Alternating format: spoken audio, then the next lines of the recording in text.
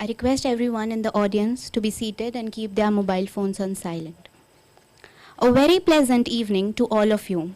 On behalf of Marathwada Mitra Mandal'S management, principal, faculty, staff and students, myself Vaishnavi Sonane and Abhishek Mote, 5th year students, welcome all of you to this insightful evening of Vantage Point 2022. I take this opportunity to honor and greet the galaxy of intellectual invitees present here. We begin today's event with a poem recited by Pradnya Jadhav from 2nd year.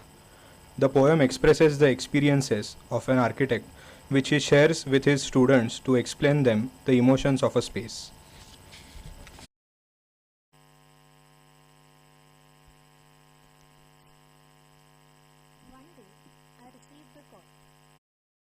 I was surrounded by 4 walls.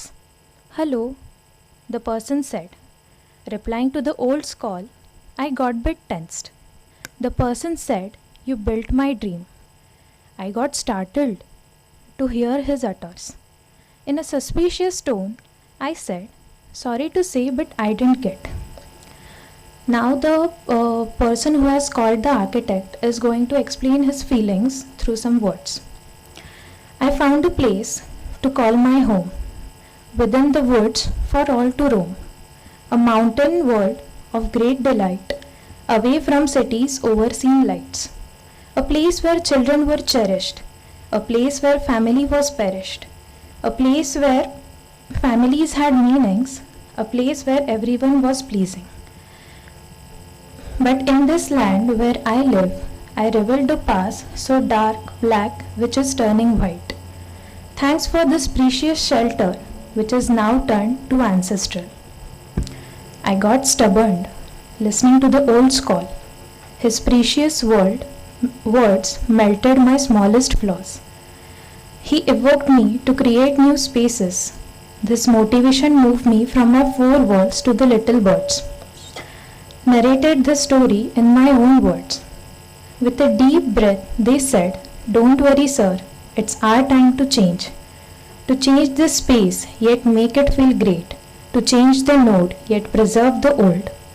To change the legacy and yet create more. We are the future to build the fields to the spaces, to travel from the smallest to the greatest."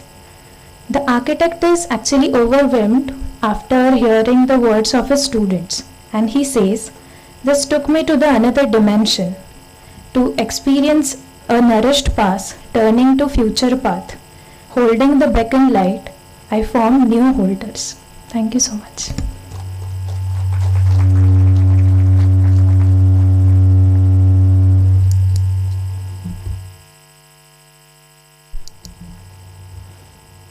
Thank you, Pradnya. I call on Professor Raghunandan sir to annotate today's program, the Vantage Point 2022.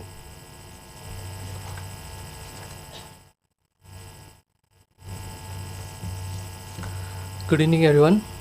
Respected dignitaries, esteemed panelists, dear guests, fellow faculties, beloved students. It's a pleasure to have you all here today.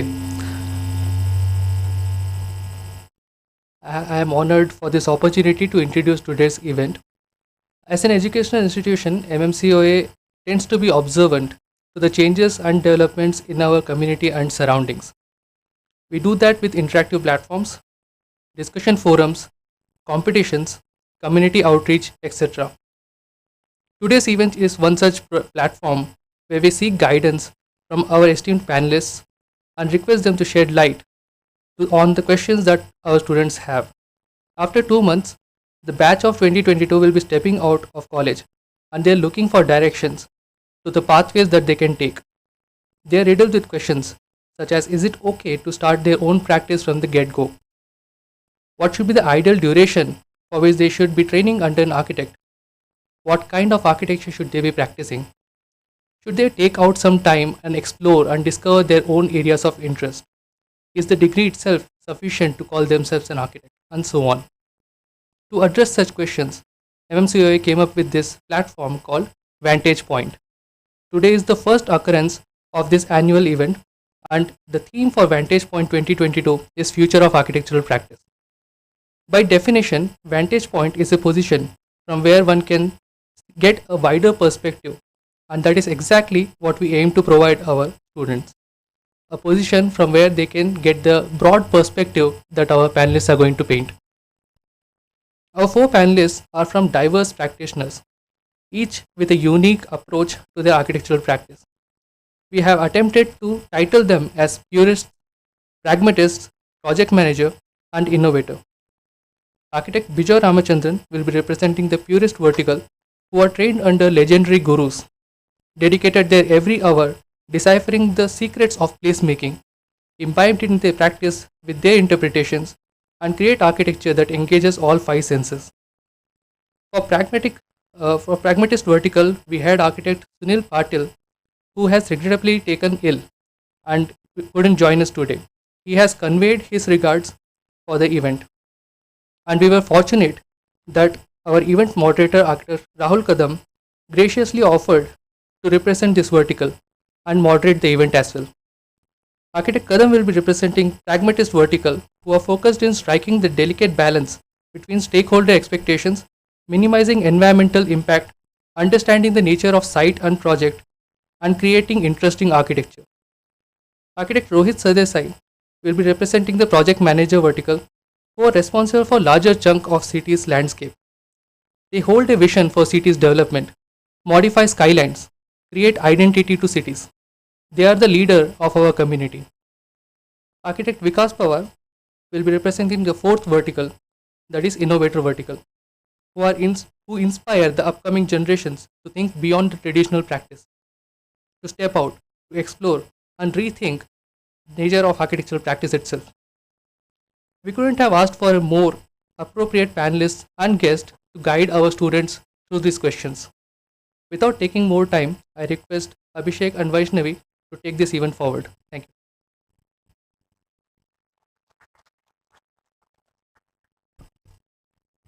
Thank you, sir. I request a speech to be addressed by our respected principal, Dr. Ujjwala Parsoy ma'am.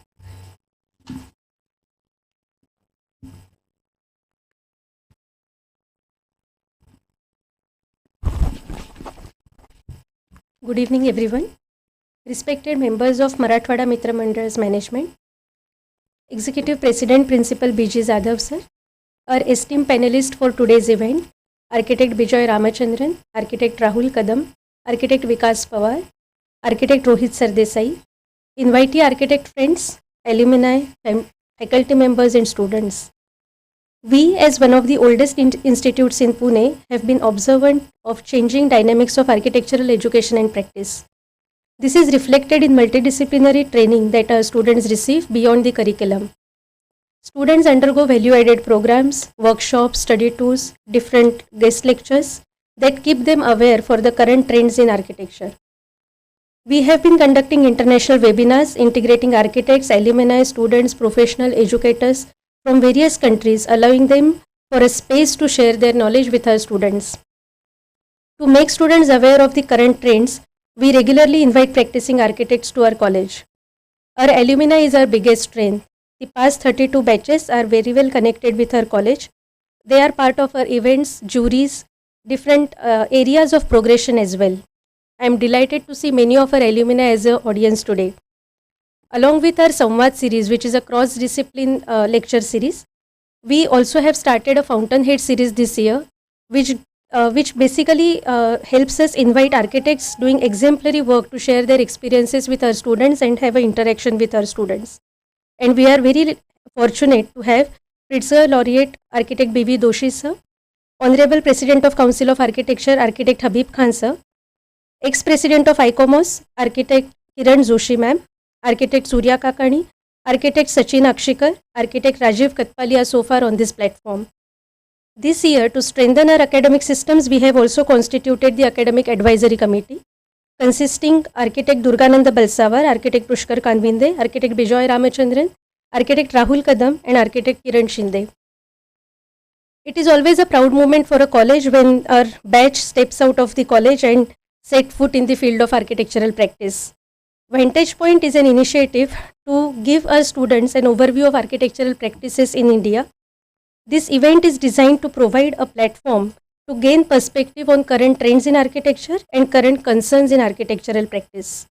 We intend to make this into an annual event, like Raghunandan sir already mentioned. And to endure the learning of this session, we are also intending to have a proceedings of today's event, which will be shared with you all. I thank each one of you for being here today, and I sincerely welcome you all for this event. Thank you.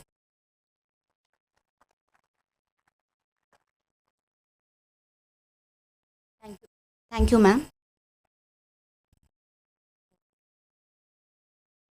A privilege to welcome Marathwada Mitra Mandal'S Honorable Executive President, Sri B.G. Jadhav sir, to briefly address the Assembly.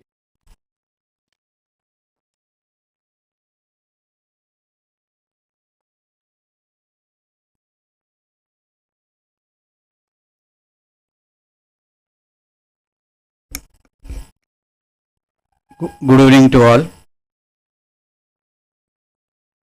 Today we are here for Vantage Point 2022. Mainly we are going to focus on future of architectural practice in India, and various senior architects and the students of 4th and 5th year, they are attending this function. The main motto is the changes are taken at very speed. Whatever was there, it may not be applicable today. Whatever is there today, perhaps it may not be applicable tomorrow. So changes are going to take place not only in education but every field of education, whether it may be commerce or it may be architecture or it may be medical science or whatever it be. For this function, architect Bijoy Ramchandran, architect Sunil Patil, architect Rohit Sardesai, architect Vikas Pawar, architect Rahul Kadam, our own principal Dr. Ujwala Parsule, architect Raghunandan, who is the coordinator. This is very important, that how much experience he is having, because a person might be having a 25 years experience as an architect, but his students who have just passed may surpass him because of if he adopts the recent changes. For example, she mentioned about the chartered accountant also. In chartered accounts, the man who is just completing 55 or 60, he is out of the race because he is not accustomed with online process.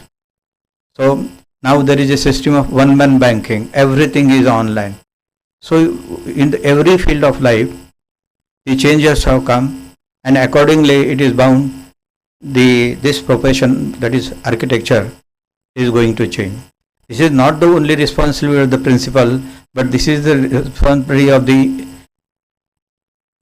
institute or parent body also, because the parent body may start a college and they may give it in the hands of the principal and can say we are running a college of architecture and we are very senior because we have completed 50 years, 75 years. Now hereafter this will not be counted. Yeah, whether if 50 or whatever it may be, what changes are happening in the profession of architecture, are we going to adopt this? So management will have to change accordingly as so.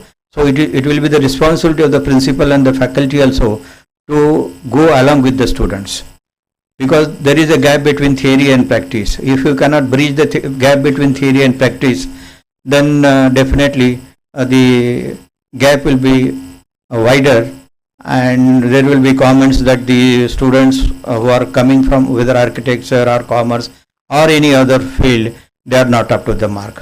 So if you want to remove this, if you want to cope up with the practice, then definitely the practitioners, particularly from the profession, they should come and share their thoughts with the students. I do not wish to be in between the eminent personalities and the students of 4th year and 5th year, because they are very keen to listen these professionals.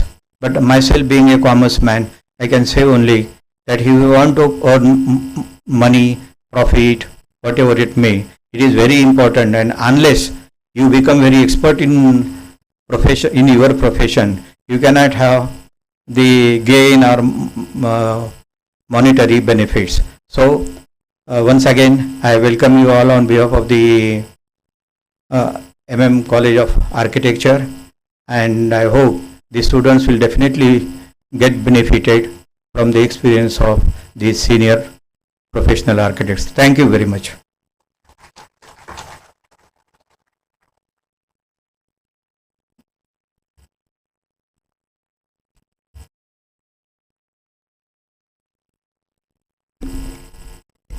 Thank you, sir, for your wise words.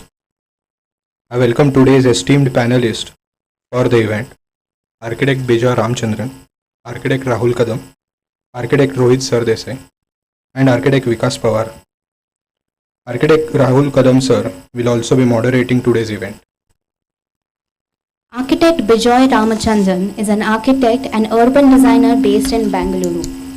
He runs a studio along with his partner Sunitha Kundar called 100 Hands, the architects of BIC's new building. The firm's work has been nationally and internationally recognized. Bijoy sir has a bachelor's degree in architecture from BMS College, Bangalore University, and a master's degree from MIT, USA in architecture and urbanism.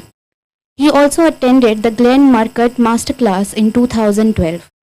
He has been a panelist at the annual All India Undergraduate Thesis Review, the Kurla Varkhi Forum at CEPT Ahmedabad, and is currently the design chair in the Department of Architecture, BMS College of Architecture, Bangalore. He is also an external moderator for the final year design studio at the Department of Architecture, University of Marathwada, Sri Lanka, and serves on the academic council of the Vidivar Center of Architecture, Mysore, and Avni Institute of Design, Calicut. Apart from architecture, he has also made 3 films: Architecture and the City, A Bangalore Perspective, a documentary feature he made on professional practice in the city in 2005.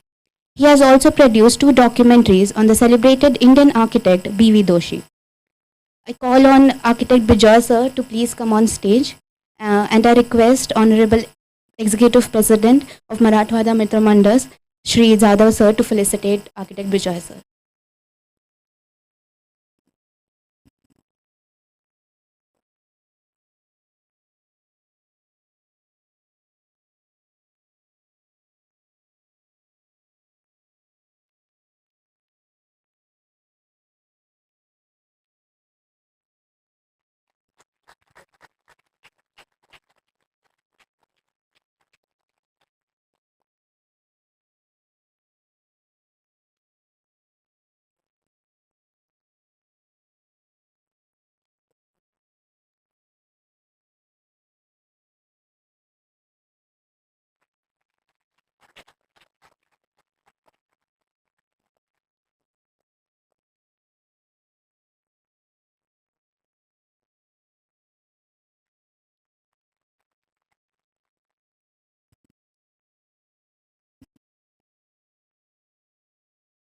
Thank you, sir.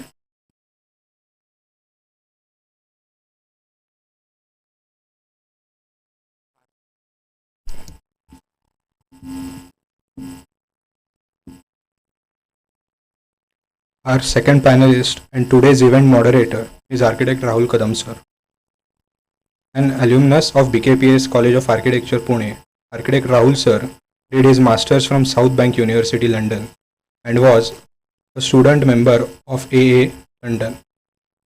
He travelled extensively before beginning work with leading architects like Architect Bimal Patel, Architect Hasmukh Patel, Architect Kamal Malik, and Architect Karan Grover.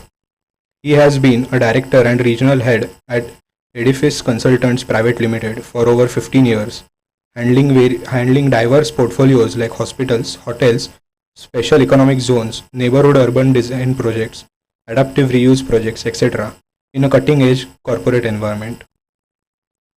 In his stint at ECPL, he was fortunate to create workspace environments for various national and multinational corporations like TCS Limited, Tata Chemicals Limited, MasterCard, to name a few.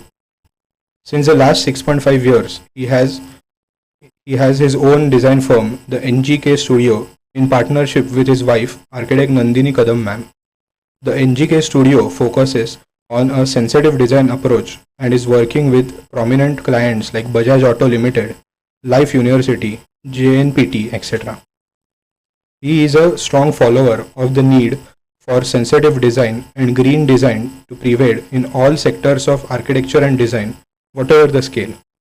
He has taught and mentored in several architectural schools in India. Also, he has presented papers on subjects related to design and planning in India and overseas. His quest for excellence has helped him be part of award-winning and published projects of repute in a professional career spanning over 2 decades. I call on Architect Rahul sir to please come up on stage. And I request respected Principal, Dr. Ujjwala Parsoe ma'am, to felicitate Architect Rahul sir.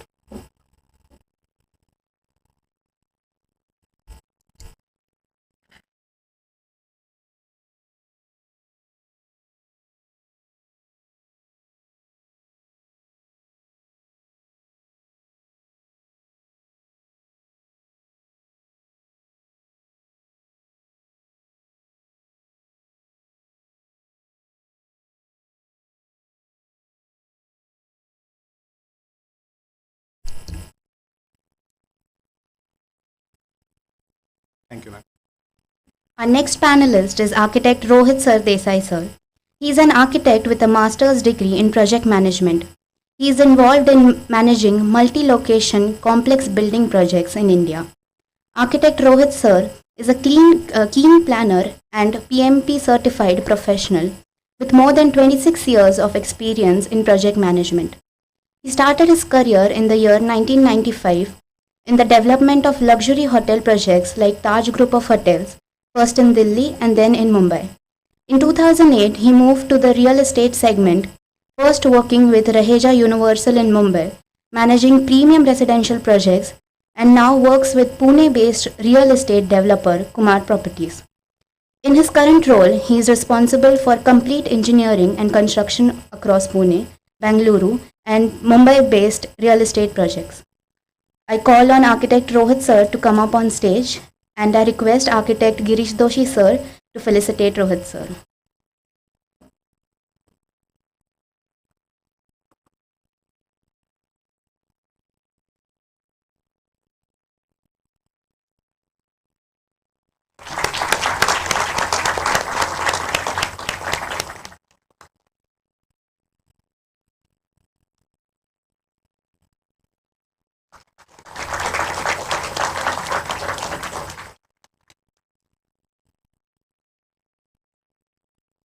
Thank you, sir.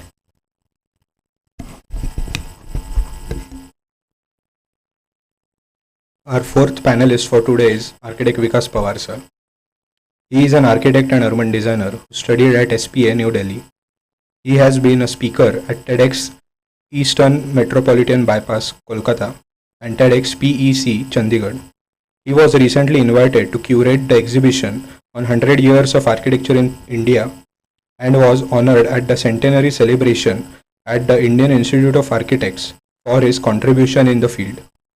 In 2012, he founded Rethinking the Future with the idea to create a new window on international trends in architecture and design that looks on to the solutions for the present day problems.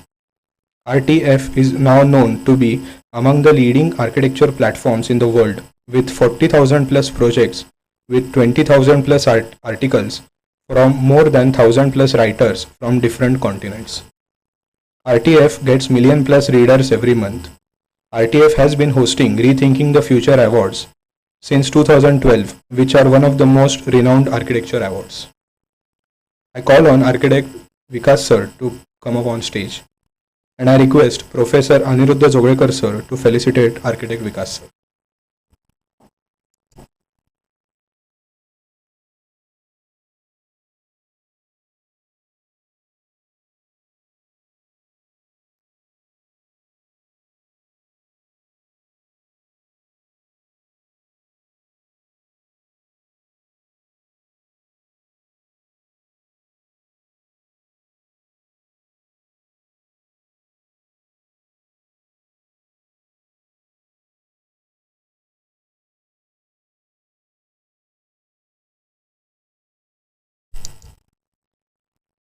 Thank you, sir. With no further delay, we proceed to the most awaited segment of the evening. I request Architect Bijay Ramchandran sir to come up on stage and begin his presentation.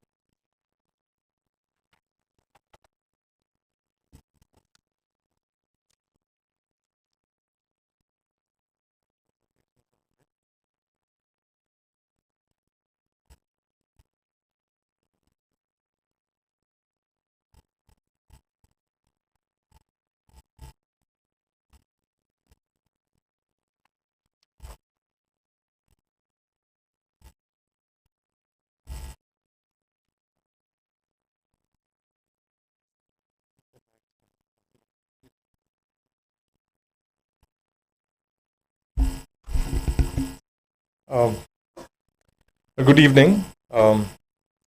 Thank you, Girish, Ujjwala, and MMCOA for inviting me to be part of this panel today. Though I have some reservations on the idea of a purist, since all of us are a bit of everything, I resonate closely with the notion that we draw deeply and widely from precedent and history for our work. Regarding the future, in our rush to address the multiple crises we face as a community and the push to constantly innovate, we often miss fundamental aspects of our human condition.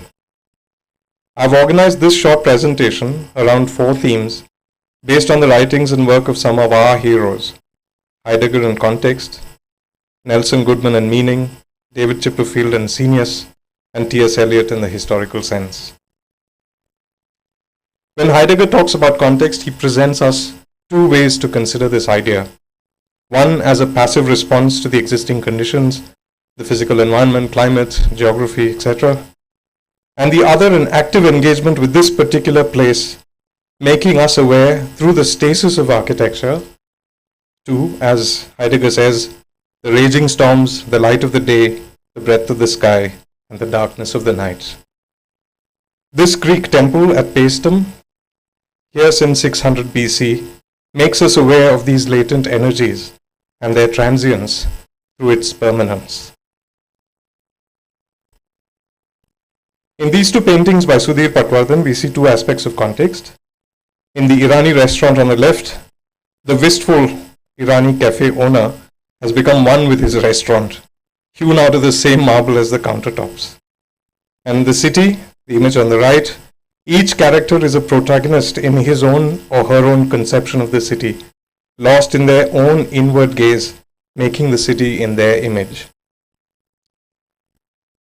2 of our recent projects work with this idea of making manifest particular memories and potentialities of their sites. This guest house for a stone processing factory is sheathed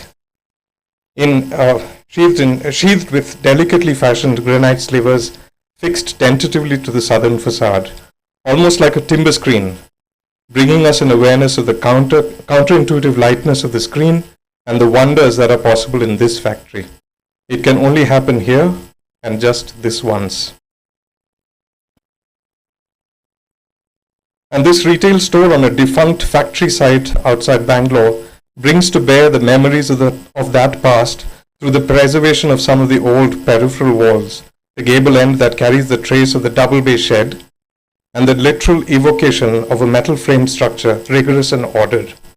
And the experience of these 2 conditions, the old robust wall, the lightness of the structure, heightened by the contrasting elements, the pristine articulation of the new, and the archaic weight of opaque and ponderous brick elements. Nelson Goodman, in his essay How Buildings Mean, offers up 4 ways for how buildings convey meaning. They can literally convey meaning through sculpture, text, articulation, and so on, much like our temples where foundational narratives are represented on the surface. The Lincoln Memorial has many of his quotes hewn into the rock that then surround a huge statue of the man himself, deified in this temple to his memory. The importance and meaning are literal and inescapable. Through the way a building is sited, this is number 2. So the first is the literal evocation of meaning. The second is through the way a building is sited, it expresses its meaning in the larger context of the city and its specific engagement with it. The Lincoln Memorial sits at the end of the Grand L'Enfant axis expressing in no uncertain terms the singular importance of Lincoln's ideas and contribution. But the building too, sitting at the head of a long reflecting pool, catches this axis with a deep reveal, the dark sanctum of the memorial. Number 3, we search for appropriate metaphors to express meaning through allusion.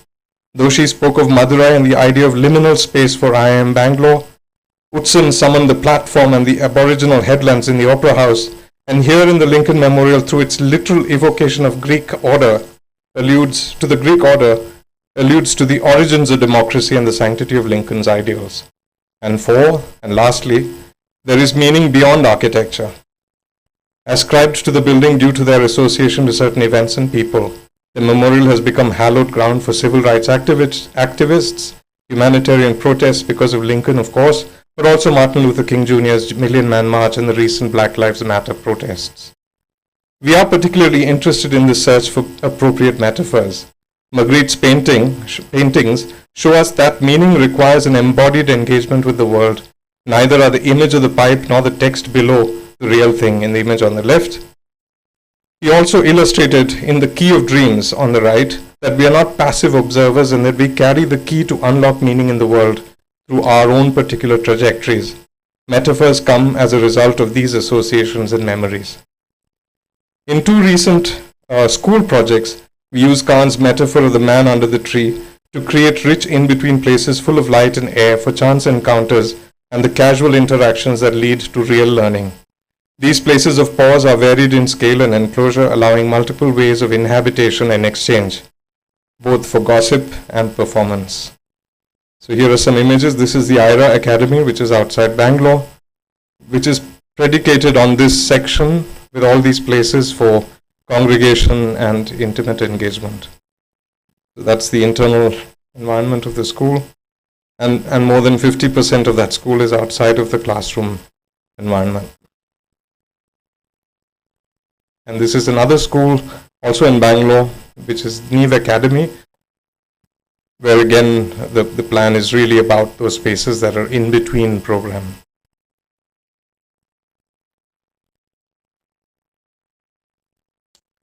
In 2012, David Chipperfield curated the Venice Biennale. The theme was Common Ground, and the exhibition was predicated on the idea that good architecture doesn't happen naturally. It requires a conspiracy of participants and circumstances. Like in Cyrus Kabiru's wonderful photographs on the left, we architects need to learn to see the world in different ways, our work a reflection of our empathy and creative assimilation. Louis Kahn too, as shown in these drawings for the Dominican Mother House, had to understand his clients, their budgets, and internalize their spiritual ambitions of the order to come to a plan which signified, unlike his first scheme, the inseparability of the private life of the sisters from their public responsibilities, mashing up these different spaces. So what you see in grey on the outer is where the sisters live, and all of the public buildings are in the colors at the bottom. And slowly, as the plan sort of evolved, it sort of mashes up these two roles that the sisters play in the private realm and in their public outreach, making a plan of incredible sort of communion. Here's us, so that's Suni and me at NASA on the image on the left. I'm in the middle there with the beard, and right in front of me is my wife and partner now. And we learned early on the incredible value of this conspiracy of participants and circumstances, working together in a group to create things of value. And that's our gang from 100 Hands in Bangalore. We had the great good fortune of collaborating with the English practice Allies and Morrison on a mixed-use building in Bangalore. This taught us the central importance of composition and the clarity of a plan, organizing structure, services, and program. Our interiors work to heighten the sense of underlying order of structure, revealing its Germanic relentlessness and creating moments of whimsy. Here are some pictures of the building we did with Allies and Morrison. It's a hotel and an apartment building jammed into one.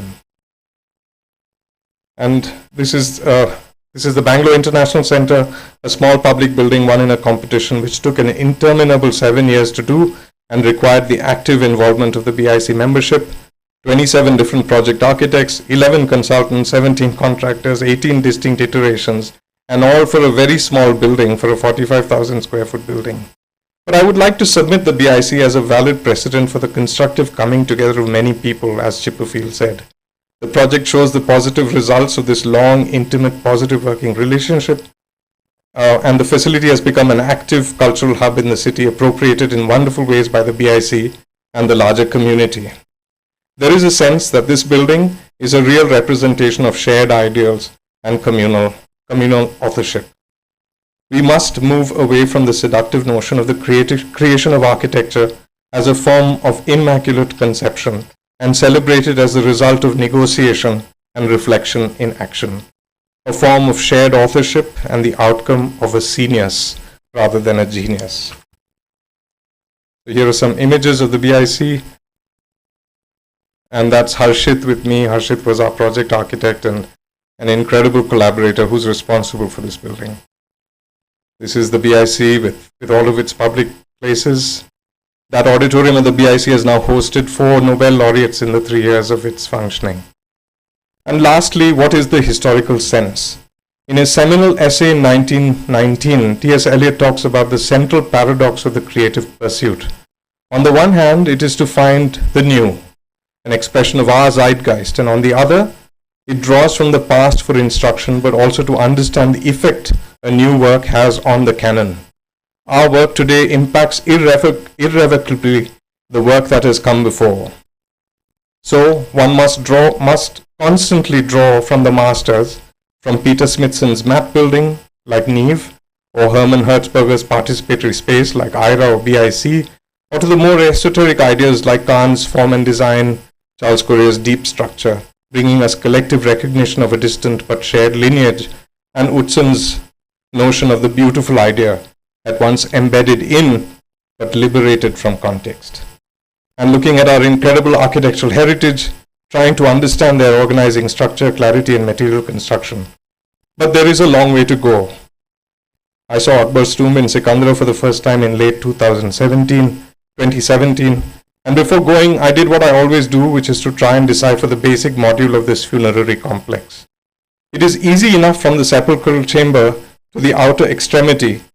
It was easy enough from the sepulchral chamber to the outer extremity. The relationships were direct, literal, and yet when I visited it, that transition from the rich outer gateways and vestibules to the dark, unadorned interiors of the room where the great man lay was profound, moving, and indescribable.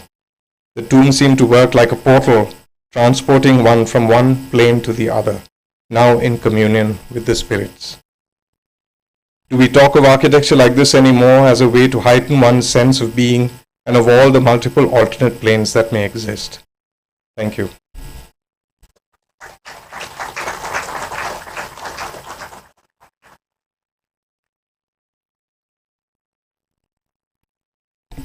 Thank you, sir.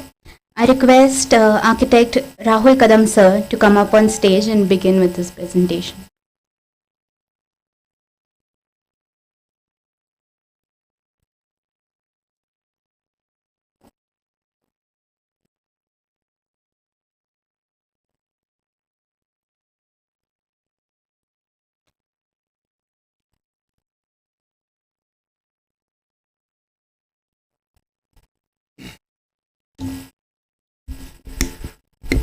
Good evening, friends.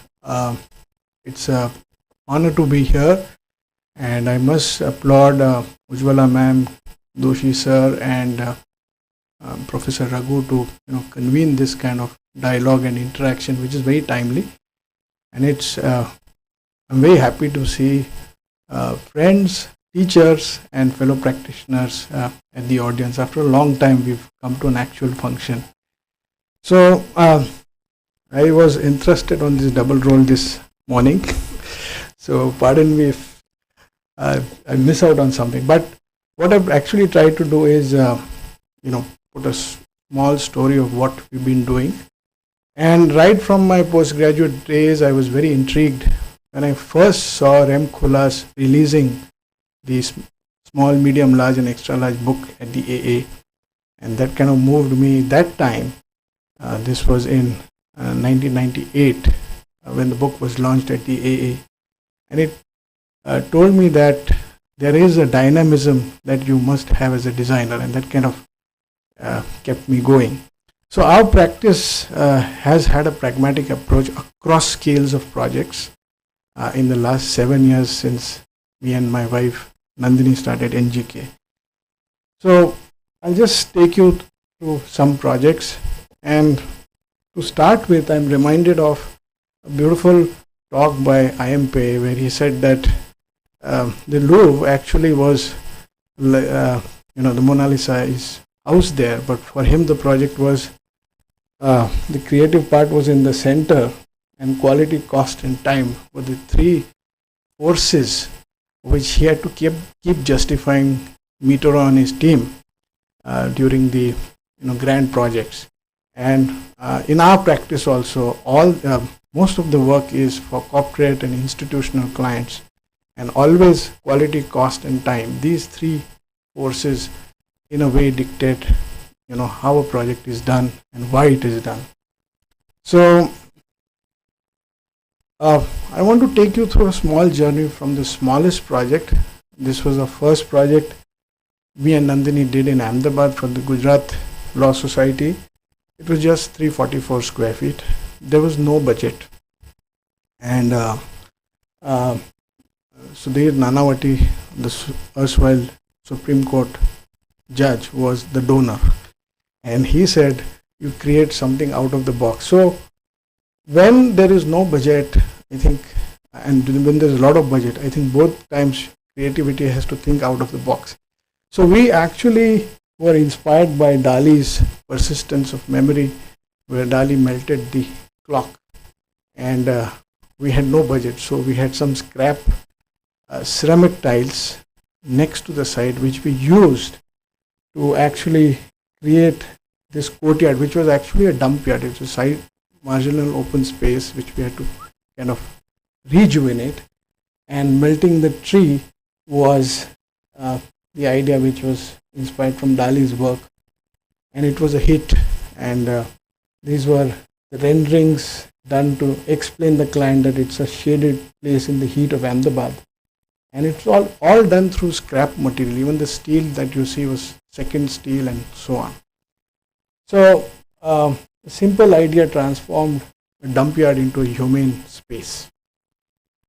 And then when we started NGK, the first project was a center of excellence where the client wanted to demolish a 25,000 square feet building and create a center of excellence. And I went against the client and my wife that weekend and said, let me draw what we can do in the building by adaptively reusing the building. So we actually convinced the client that if we just have simple climatic strategies of having a water body and a biosphere kind of a courtyard, and all the training facilities in the center of excellence are around it, and have a courtyard which has got a solar roof, we can rejuvenate the building and save about 650 rupees a square feet in a 25,000 square feet building.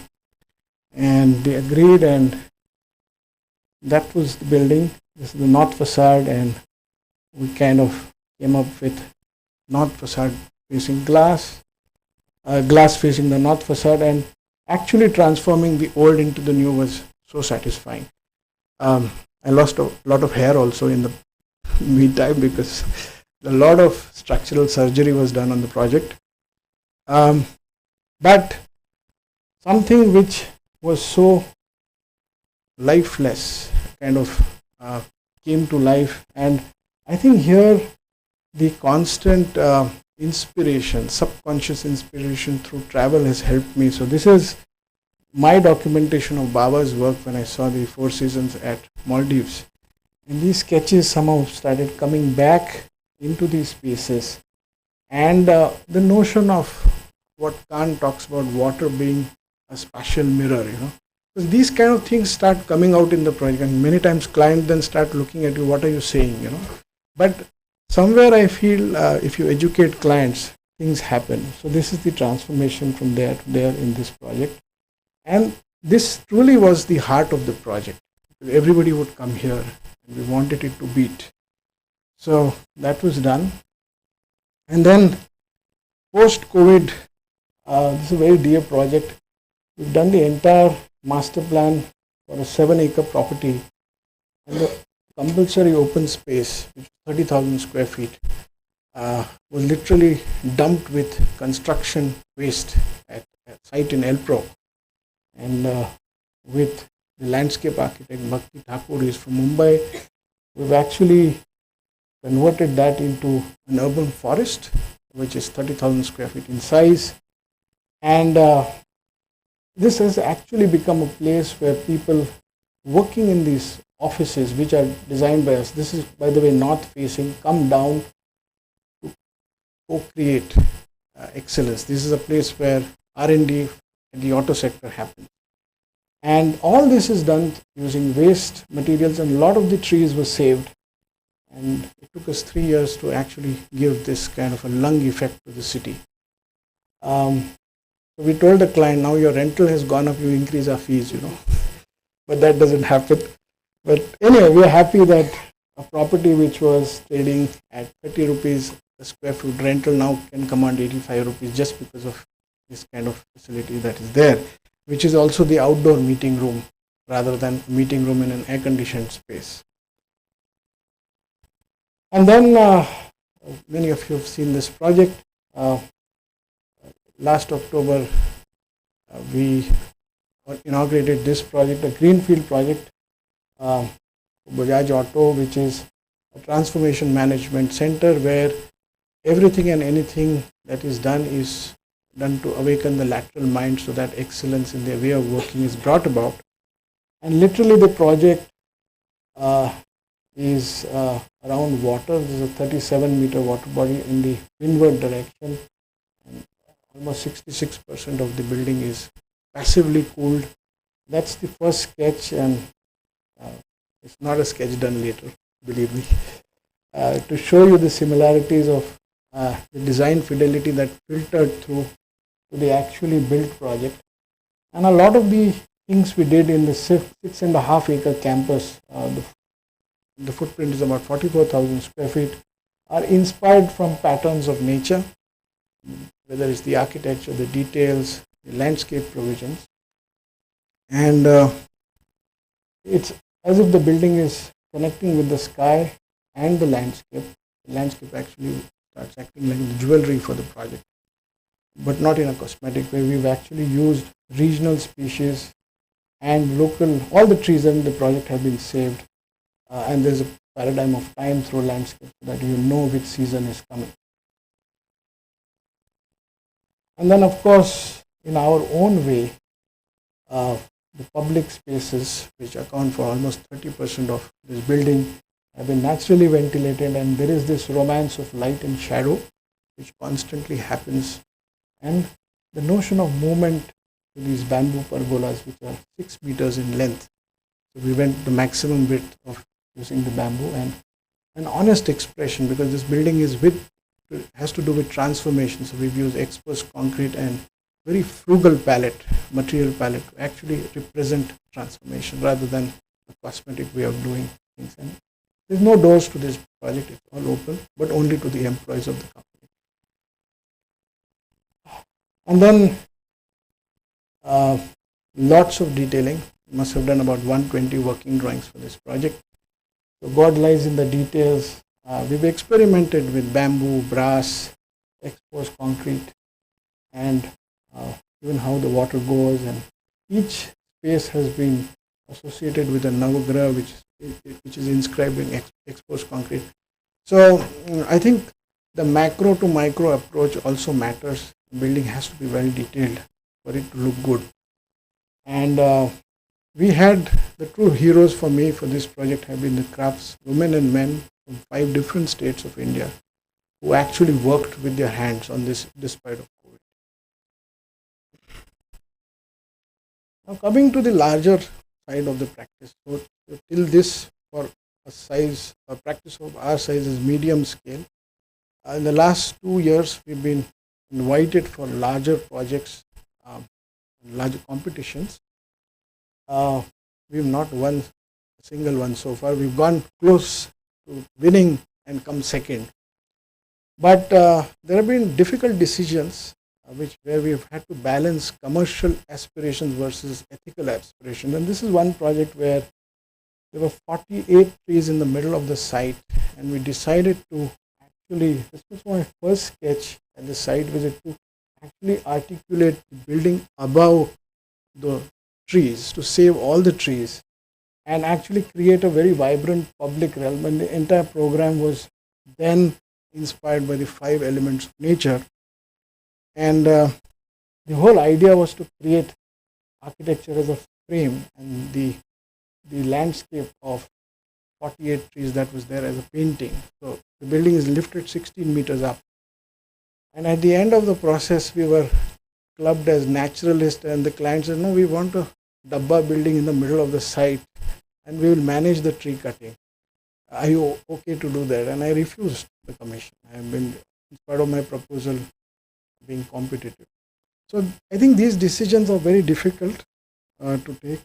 And as I said, ethical and commercial aspirations, you have to take a choice. We chose to be ethical in this case. And then this is a recent competition, which again, it was a 4-stage, very intense competition for a research and development center in Noida. We came second, lost to large Delhi firm, where the client wanted a carbon zero campus. And our entire focus was to do a carbon zero campus using holistic principles. What's happening?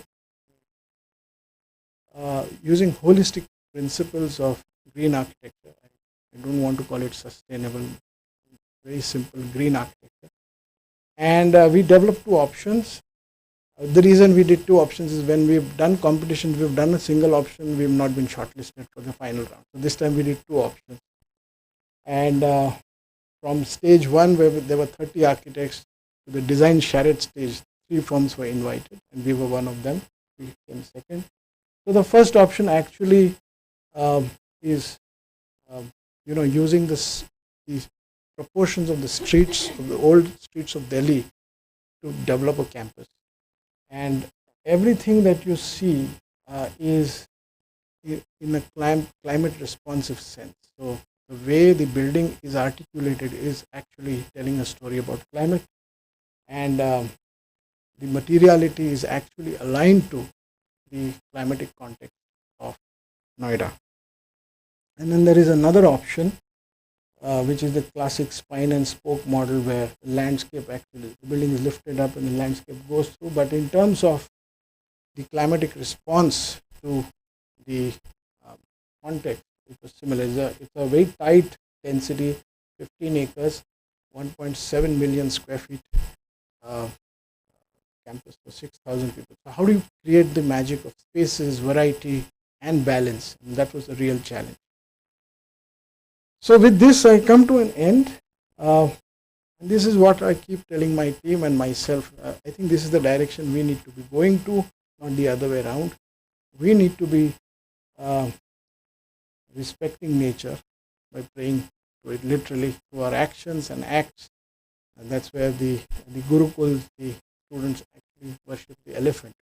And I'm reminded of one of my teachers. I worked with Kamal Malik after I was back from London. Kamal used to always say that when you are in a project meeting, leave your ego in the dustbin and look at what the project wants and needs in a sensitive way. And that's what we've been trying to do in the work we do so far.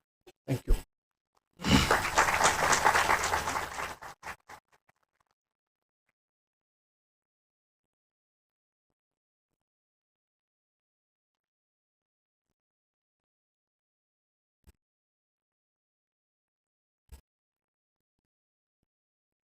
Thank you, sir. I request architect Rohit Sardesai, sir, to come up on stage and begin his presentation.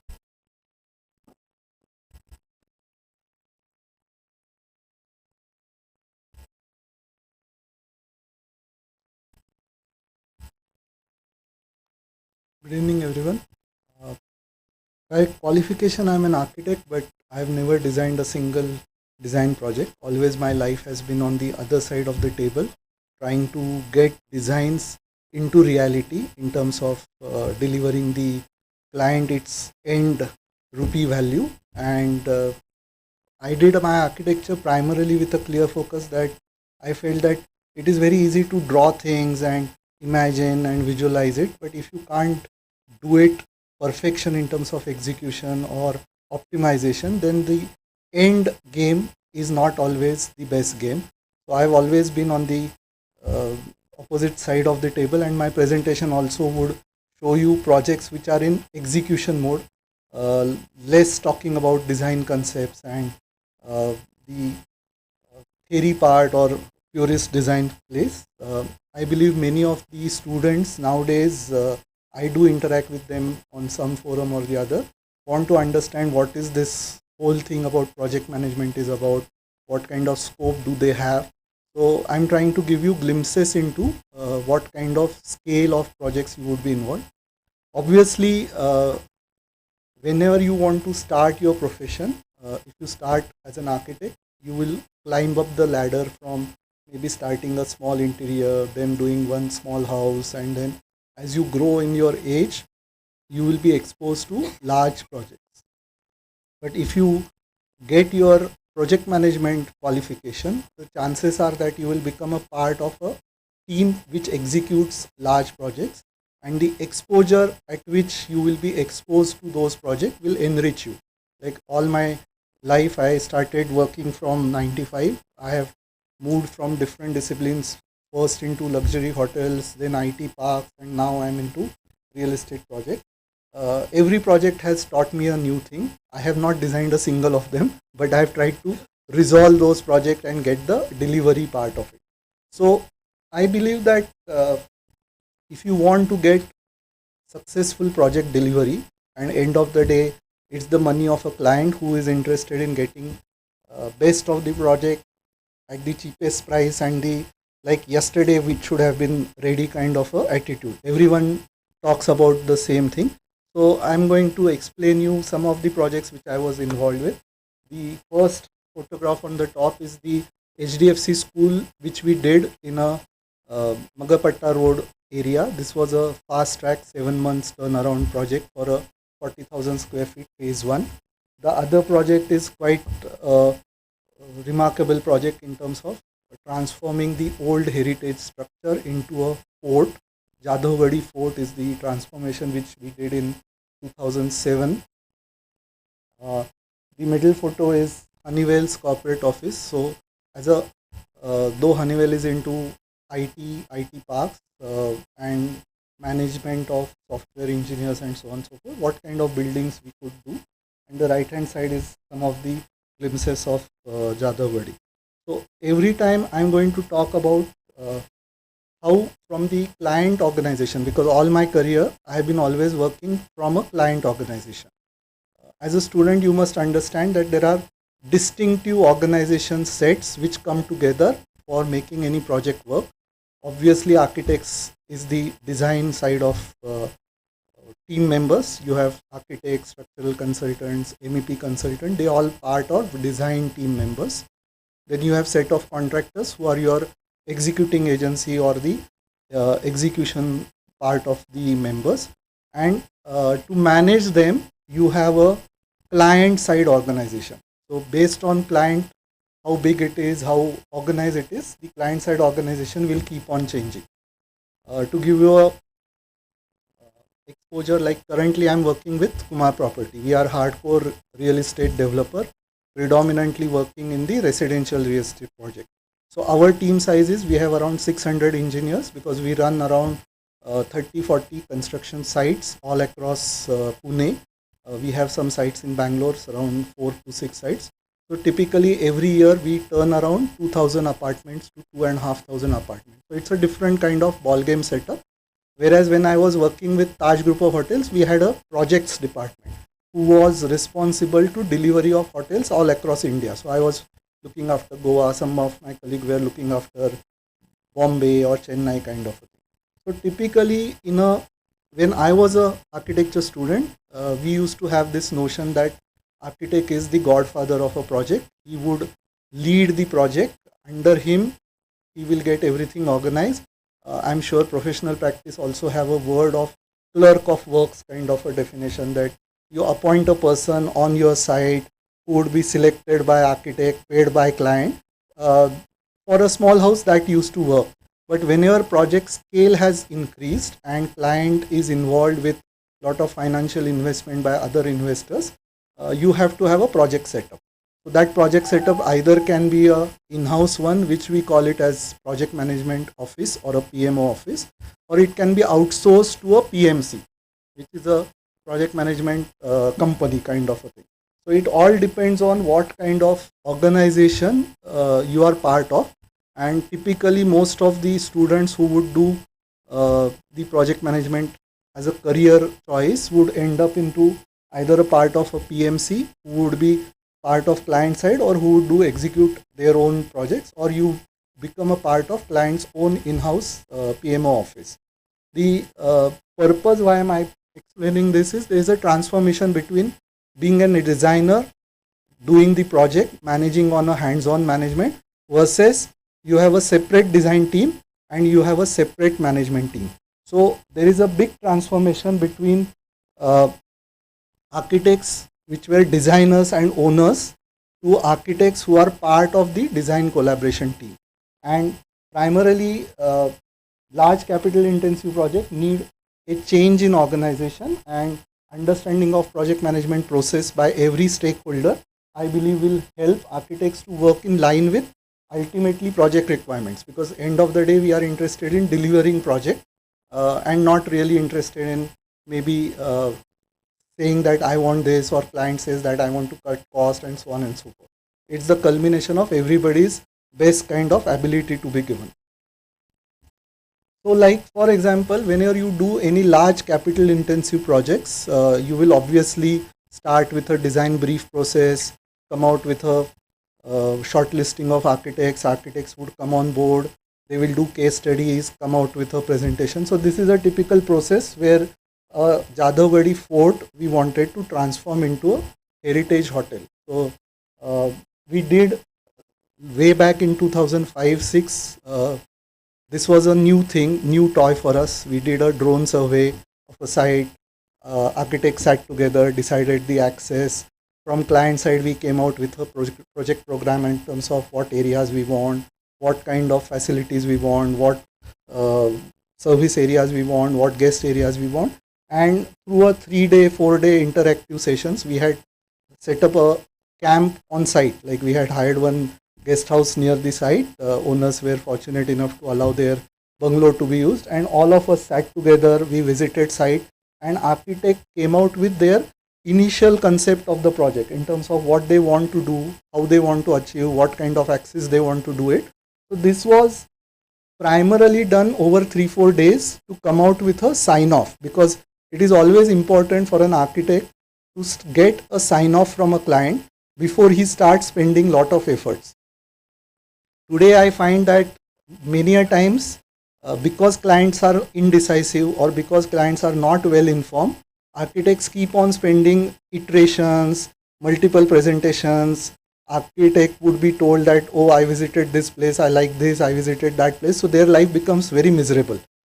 In order to catch hold of them, people like PMO office would be a key central point to get all aspirations of client into a reality, convince architects that some things would be done, some things would not be there. So architect is also clear, and end of the day, client is also clear about his ideas and notion. So we came out with a master plan. We decided what kind of facilities we want, what kind of conservation practices we want to do, and it also gave us the roadmap in terms of how do we move ahead. So these kind of interactive sessions would be required whenever you want to initiate any large project. This was a project which was having a remodeling to be done. So it had lot of as-built drawings, conservation strategies, a professional conservation architect was hired to come out with what kind of methods and opportunities are there. In a greenfield project, there will be different challenges. Now, I will take you another example of a greenfield project, which was, I was saying to you that this is a school building, which is purely a commercial school venture. It is not having a typically Gurukul kind of a school design. It's heart of commercial hub of Magarpatta zone, where we did school for HDFC. We means Kumar Properties were client, because this is part of amenity area development, where we as a client can build certain types of prototypes. This project, because of bad soil strata and project needed to be done in a fast track manner, we went in for a pile foundation in spite of having an option to do, because only for 5 floors open footing could have also been the possibilities. So as a PMO office, you have to also look at various angles. It's not just the design, but how do you convert those designs into reality. We had to go for open footings, started the foundation work in peak of monsoon. In July, August, we started the work. Actual foundation started in September, and May 17 we delivered the first phase. So what you see on the lowermost photo is the actual photo done in May 17. These are some of the interiors which we had to do for school. And you, as you can see, the photos don't show you what goes into planning, but there were multiple agencies working round the clock. We had to do parallel construction. There is a concept called as fast track construction. That means you start foundation, you start getting the material prefabricated, you design your strategies in such a manner that parallelly you can do multiple activity. Now all these aspects will be part and parcel of a driving nature of a project manager, not necessary an architect.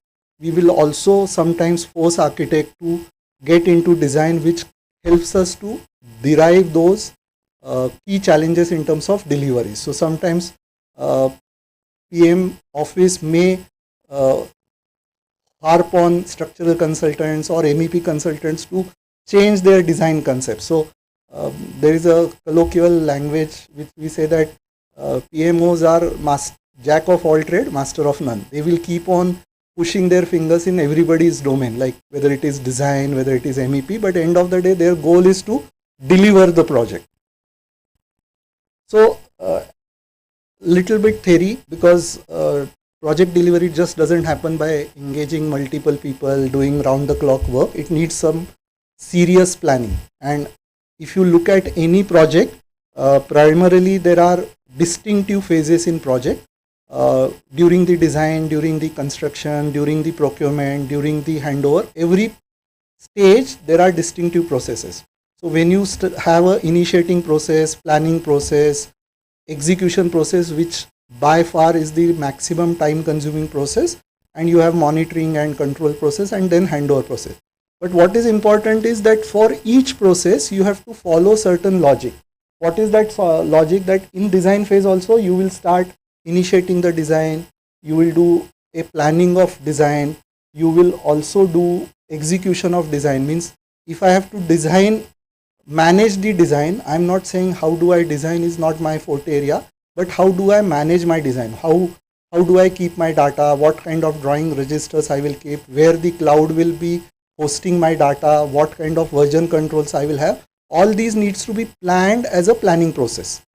It cannot be the subsequently that you say tomorrow that I will issue drawing, and without having drawing registers, architect is also not sure, site team is also not sure. So lot of thing goes in your planning of particular process. If it is execution planning, you will also plan, you will define quantities, define budgets, define contractors. All that also requires a planning process. So it's just not that planning means only planning for project, it means planning for design, it means planning for execution, and so on and so forth. So like coming back to Jadhavgadi project, because this was a restoration of old fort, first post our workshop we were very clear that we had to get conservation person on board. The architect came on board, she studied everything, we did major drawings, we were fortunate because my past college BKPS had some drawings of Jadhavgadi as a measurement drawings by students. We revalidated that, we revalidated what kind of strengthening mechanism we had to do. We went to such an extent that we had to get all the way from Rajasthan the Niru or the material which is required for pointing, because this was a 30-40 feet above the ground. We had to engage a gang of 40 donkeys on site who would transfer material right from the ground at the base up to the port, because there was no mechanism of mechanical transport. There was no possibility of putting hoist because externally all the walls were completely blanked off. So we had to think about many things when you start a project. How do you conserve? So you can see on the photographs that this corner is completely completed with Chuna plaster. On your right hand side, the work of strengthening is going, and subsequently it got strengthened completely, which gives us a real feel of sense of happiness, because I believe that architecture is the only discipline post medical fraternity where you get a sense of pride of seeing things live. If you design a building and once the building is completed and you say to a passerby that look, this building I have done, that kind of pride or that kind of satisfaction perhaps you don't get in other disciplines. So I am fortunate that I am part of that team which enables this kind of architect's vision converted into a reality. Obviously, some of you would be interested in trying their hands to different factors of PMO office. PMO office controls anything and everything which goes into managing the project. So starting with, you obviously have a project planning, monitoring and control. These are the key functions. You have starting from functional expert planning, which will help designers to draw out the requirements. How do you manage, how do you design? All that is managed by a functional expert. You have to manage the liaison. Nowadays approvals have become a big pain areas to execute project. In real estate project, we have more than 200 approvals required in the lifespan of 3 years for project, starting with obviously a development control sanction from Pune Corporation. We have environment clearance, we have RERA compliance. All these approvals one has to track, because if you miss any approval, you will be caught on a wrong foot by different government agencies, because you have lot of compliance to make. So you have a strategic key persons who would take care of these. And in large projects, people have a very loose way of saying that, oh, license mein kya hai, paisa de do, license ho jayega. But nowadays it is not like that. You have to still do the compliance and then manage the functions. But to give the compliance, you have lot of data analysis to be done, to be submitted, to be uploaded, revalidated, and so on and so forth. Then you have lot of strategic sourcing which goes in. So as a project management professional, you need to understand what kind of technologies to use, who would be the vendors to do it, whether to source material from China, whether to source material in India, what will be faster, what kind of costing would be involved. They are always on this catch-up situation, because the site keeps on demanding and they have to follow that lead. You have safety, quality, HSE audit, because large projects also pose lot of health hazards, safety hazards. So you need to be conscious on them. You need to track those by way of, like in our company, we have developed some mobile-based app which tracks in terms of work permits. It tracks about near miss incidences, how much work view happened, what kind of labor force you put in. So all that data needs to be captured. Obviously, a big team goes in project execution, which is a hardcore execution supervision on site. And my always experience has been that if you manage material, if you manage labor, if you manage decisions and drawings and give it on a platter, site team will execute it much faster.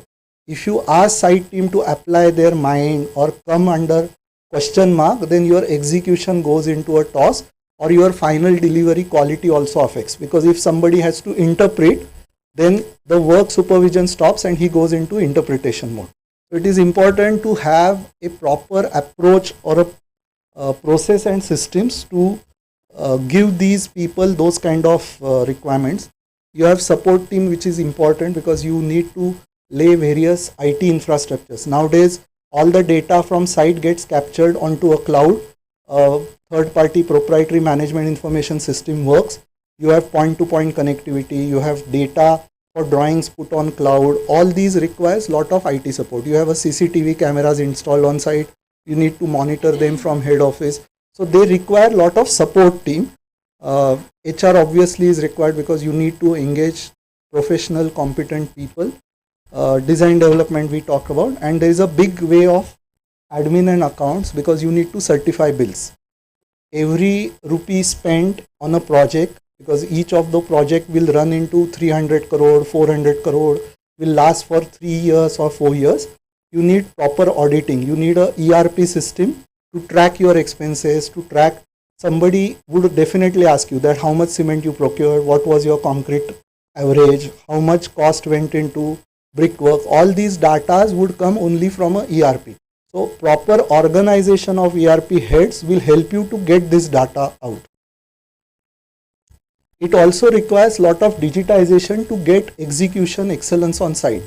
Many a times, most of the sites still believe on a pen and pencil approach. You have a paper, they will write down checklist manually. Over a period, that checklist get lost. Or a simple example that practically on our sites across Pune, 25 to 30 sites, we per month will consume around 10,000 cubic meter of concrete across various sites. Now you need to keep a tab, which grade we bought it, what kind of strength we achieved, because structural consultant is interested in whether you achieved that kind of grade of concrete to allow you to construct further. So all these concrete strength has to be digitized, and I'm very proud about the fact that our company was the first one in Pune to develop mobile based apps. So all this data comes on mobile, get sorted out, we get proper dashboards, we get entries done. We also submit to site a pre-cut steel. So we have a centralized steel yards all across sites, because each of our site run into 10 lakh square feet, 15 lakh square feet development. So we run into centralized steel yard, reduced our burden on inventory. We can manage steel. I'm sure as an architect you are not interested in these kind of initiatives, but when you become a PM, these becomes your key KRAs in terms of how much you saved, what kind of opportunities you brought in, how much data you can assimilate, and so on and so forth. Also, we have definitely got the checklist, because when you are doing multi-location activities, you need a standard operating procedure. If you need to do a waterproofing in a particular manner, you need to get that across all your 25 sites. The best way to manage that is to create a checklist, which is a mobile based app. You need to ask your engineer to click photograph. So first there is a SOP document, and different processes you will get the photographs. You will also get daily progress reports. So lot of information starts flowing in. You need to manage that information, otherwise it will be like garbage in garbage out kind of a situation. So these kind of initiatives helps us to get on the top of daily working practice. We also use some of these new recent trends which are quite good for, as an architect also you should explore them. It's a drone survey of your ongoing construction sites superimposed with your drawings, and they will be superimposed to the degree of 3 centimeters plus minus. And instantaneously on this platform, if I draw a line on the photograph, I will get a profile of a site. So I will come to know how much is the excavated portion, whether my site has got exact center line matching or not matching, any major deviations, I will keep on getting it. And this over a period when I do, let's say once a month, twice a month, I will keep on getting the variation. So what was on month 1, what is on month 2, I will instantaneously get. So when you want to manage large scale projects, these are some of the tools. As an architect also, they become very important to manage your design process. And this can also give you this kind of a instantaneous recognition. So on your left hand side, the photograph was on 1st of March. On your right hand side, the photograph is of 17th of March. As you can see, the 1st of March, they didn't have the excavation at the top bottom right side, but now on 17 March the excavation is done. So you will understand easily how much progress is happening. This also helps the consultants and architects to understand what level of progress is happening on site, why site is asking for certain set of information. Without visiting site, these kind of documents will help you to get into those data. And lastly, these kind of dashboards, these are our proprietary dashboards on which the centralized planning function works. So at any given time, you will understand how much is the total project volume going on, how many square feet area.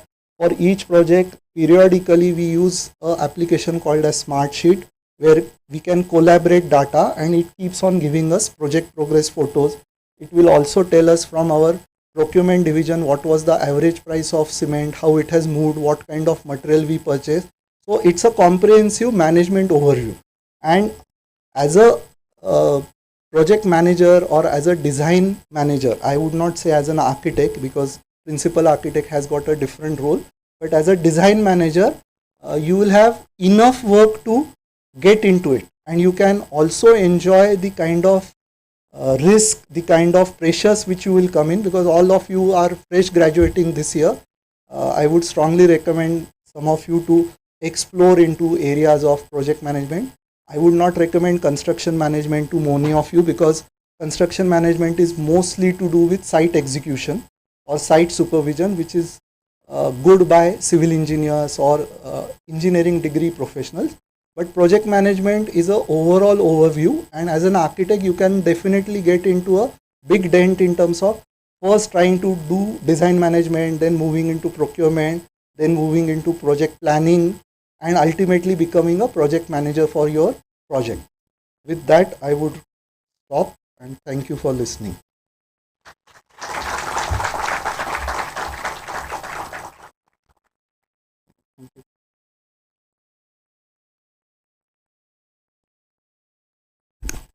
Thank you, sir. I request architect Vikas Pawar, sir, to come up on stage and begin his presentation.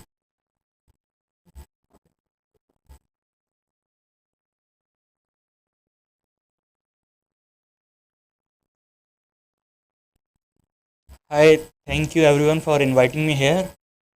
And when I used to have conferences like these in my college, I usually used to sit at the back. अभी तो मैं आगे बैठ के 3 सुन लिया. So I'm an architect and an urban designer who turned into a graphic designer, or you can call web developer, writer, and one that I like to call myself is the founder of an online architecture media platform which is rethinking the future, and which is now like one of the leading platforms who serves the content or the information that is very much required in the profession. So I've been my name has been put here like as an architectural innovator, and I'm just trying to justify and realize what does it mean actually, because I haven't done any innovation in architecture. As per, I haven't designed any buildings. What I did is left architecture and did something else. So what I can offer you is my journey, like how many people usually ask me why did you do it or how did you manage to do it. So I'll just come to that only and share my journey through 4 small parts. So I'll start with the first part, and I call it the seed. When I was in 4th year of my college, I chose a topic called survival of cities in era of climate change for my dissertation. And architect Vinod Gupta was appointed as my mentor. I used to have long discussions with him. I still remember him asking me one day, did you write yourself the introduction of your dissertation? And I said yes, and he seemed to be really impressed by it and gave me an extra mark for it. That is when I realized that I have, a skill where I can write too. So, and that was, the seed probably that I was looking for. That eventually I taught my dissertation, and before that I topped in 3rd year design project too, just to brag myself. So I continued with the findings of my dissertation to choose a topic from my thesis. I wanted to design a skyscraper and believing they are the most energy guzzling form of buildings, and I wanted to make one, the one which is least unsustainable, and calling it eco skyscraper. So that was the idea, and fortunately I got Vinod Gupta as my guide too. And as a techie I had been, I learned Rhino and Grasshopper to evolve the form of the skyscraper, and somehow I managed to do really well in the design process. Let me just show you the kind of design it was. That's my presentation through in the final semester of thesis. And this project proved to be a turning point in my career. Aside from the appreciation by jurors and faculty, it got published in more than 10 different print magazines and more than 100 online architecture and design platforms. It got exhibited at Florence Design Festival. As a result, I was invited to speak at TEDx to talk about my project twice. And I was invited as a jury member for an international design competition along with Manit Rastogi and Gurjeet Singh Matharu, the same architects to whom I was applying for jobs. One guy from Times of India came and asked to interview me, thinking that it's actually going to get built in Noida, and then he got disappointed. All this happened within a year of my graduation. A lot of people ask how this happened. Honestly, I didn't know the answer back then. I thought it was some magic that had happened, but now I know. I was good at design, software, or creating beautiful renders, but there were two most important things that played a big role. First being presentation, the skill I learned through an elective by Martin Khosla, who is the son of Sir Romy Khosla, who usually participates in a lot of design competitions and wins them. And second important thing was the writing. When I submitted my thesis project for the first time on an online portal, I remember it was Inhabited, I had my project ready to publish, with project explanation well in detail, renders anyone would love to share, and the design which won the best skyscraper award by all architecture community. And here I'm telling you an industry secret, like the whole publishing industry, be it online or offline, they just love ready to publish projects. They crave for it, and my project had it. Apart from this, I didn't have any fancy name for my project. I just named it Eco Skyscraper, which worked wonders on search engines. Anyone who would search for skyscraper would get to see my project. So it eventually got viral from one publishing platform to the other, and that's how it got published on so many platforms. So now I'll come to the next part of the story. It's called the STEM. I started attending architecture conferences and I realized that every other conference, I used to see big architects talking about their designs, and novice architects like me would come to listen to them. And I began to realize that we are a very confined community.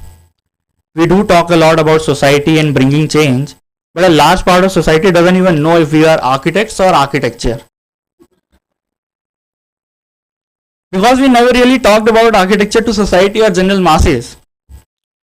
All this while, what kept me on the track was my interest in sustainability, writing, and a lot of good projects happened worldwide. That used to give me some hope.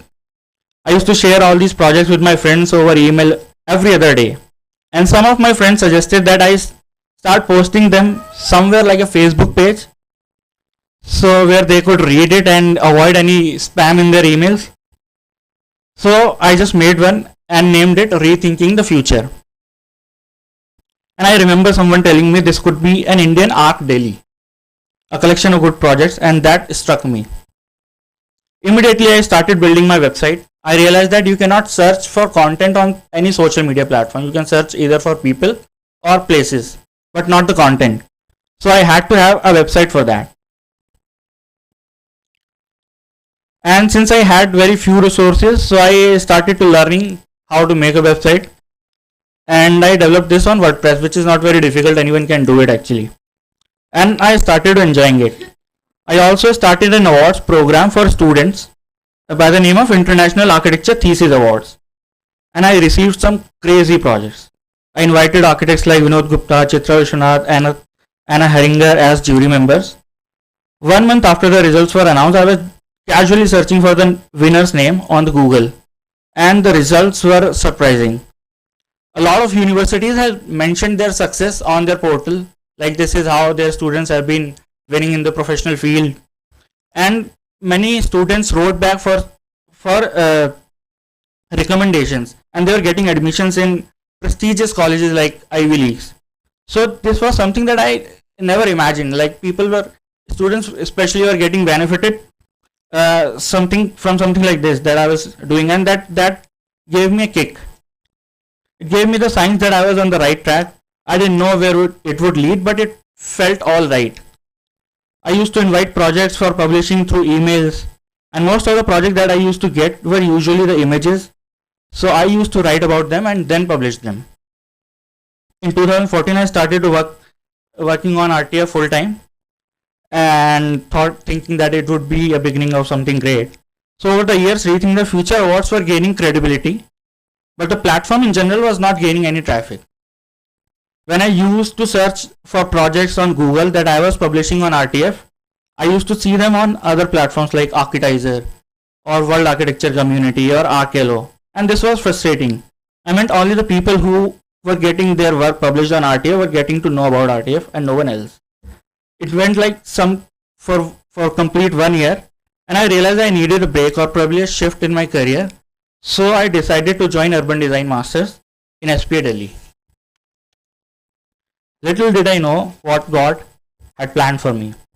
Now this brings us to the third part of my journey, what I call the tree. Actually, this was the first website that I designed, RTF. So it just had home, sustainability, competition, magazine, and contact. And this was the International Architecture Thesis award page. Coming to the third part, I joined my urban design in 2015, and the course was eye-opening for me. I happened to read about everything that constitutes our cities, from the smallest pavement tile to the large public plazas, and suddenly I could see there was a lot that needed to be written about. And that's when I started penning articles for RTF. Not to brag, but today RTF has more than 25,000 articles that students and professionals so passionately read and tell us how they helped them. Masters ended on a high note, and I was full of energy and plans for RTF. This was the time to turn an idea into a business. I started investing time in learning business management, brand building, social media, digital marketing, and most importantly, search engine optimization. These things might sound alien to designers, but I highly recommend these learnings to all practicing architects too. We live in a digital era, and if we don't have our presence, that means we are losing on a lot of potential clients.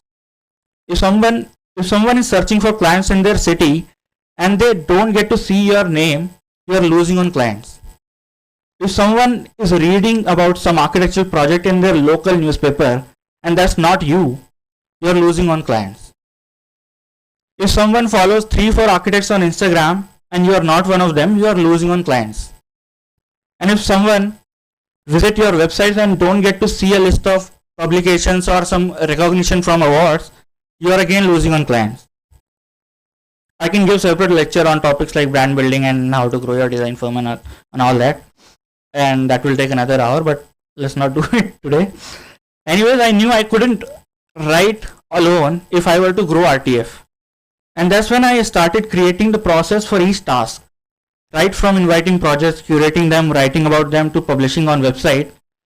And also, like, I could broadly identify the articles under 30 categories. So what all sort of information do we need to put in each of these? What sort of cover images do we need to produce? Right from the font size to the type of graphics to be used on covers. I got everything in a system. And then I started to create a team. I created a writing training program where anyone who had an interest in writing could join for free. And by now we have more than 1,000 writers who have written their articles on RTF through that program only. I got the editorial, graphics, research, SEO, and publishing team in place, and everything that we were writing were all guided by the main objective, which was to bridge the information gap between architecture community and the society. And I would like to quickly share a few milestones that RTF has achieved. Well, this is the site right now. So we have been hosting awards for more than 10 years, and architects like Zahid Architects, UN Studio, Ecom, and Gensler, and many others have been the previous winners of these awards.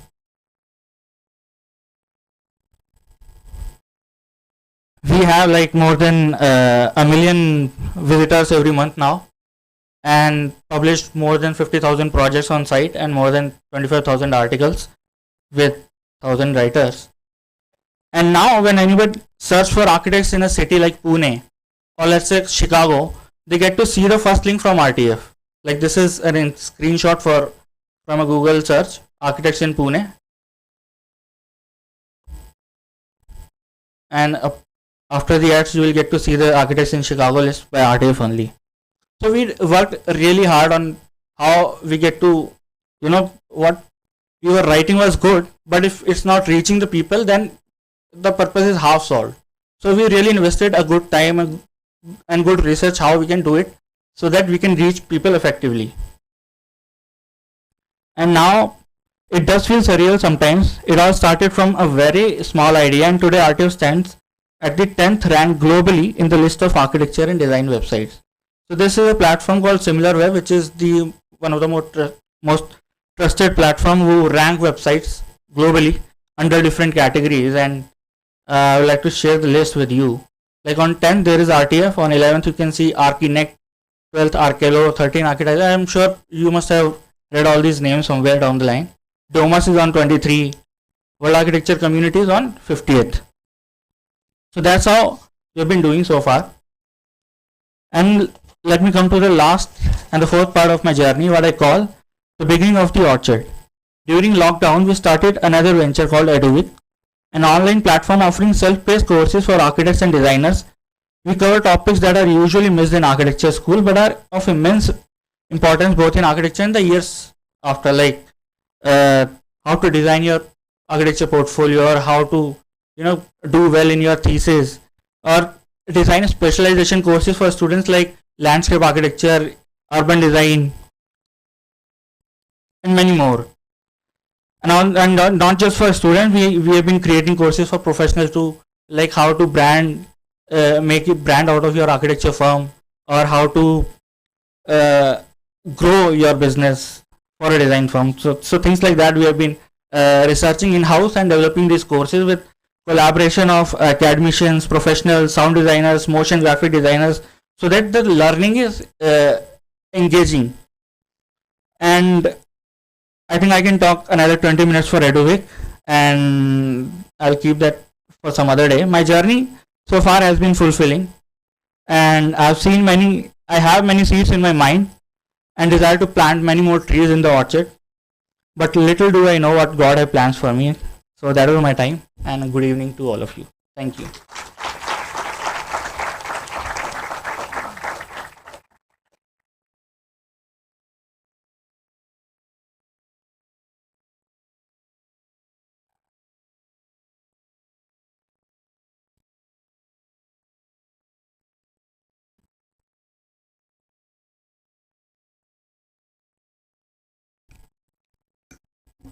Thank you, sir.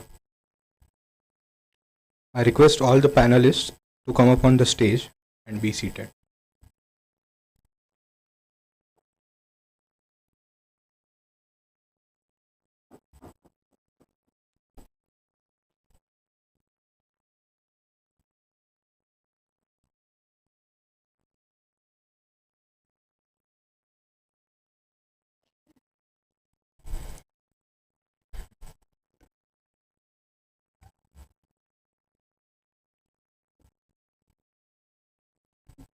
Now I request the moderator of the event, Architect Rahul Kadam sir, to host the question answer session with the panelists.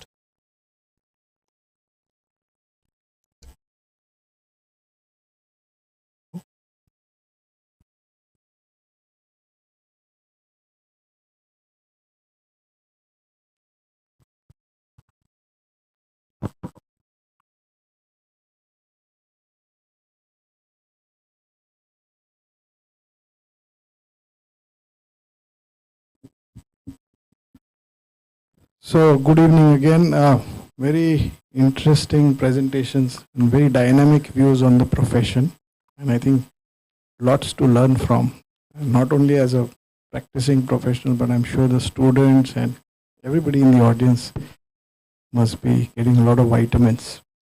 So with this, we start the panel discussion where there are quite a few questions we have deliberated, and what I'll do is I'll ask a question, and then each of the panelists I am also a panelist now, so maybe I'll reflect on the question last, and then I'll throw these questions open to the audience, because we have practicing professionals, academicians, students also. So it'll be good to hear their views and observations on the same.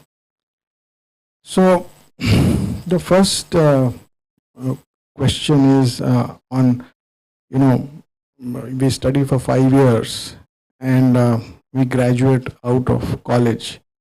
But how do we really identify as an architect in today's times, considering these dynamic situations that are there, where everybody has a role to play, So I would like to know from all of you your observations and views on that.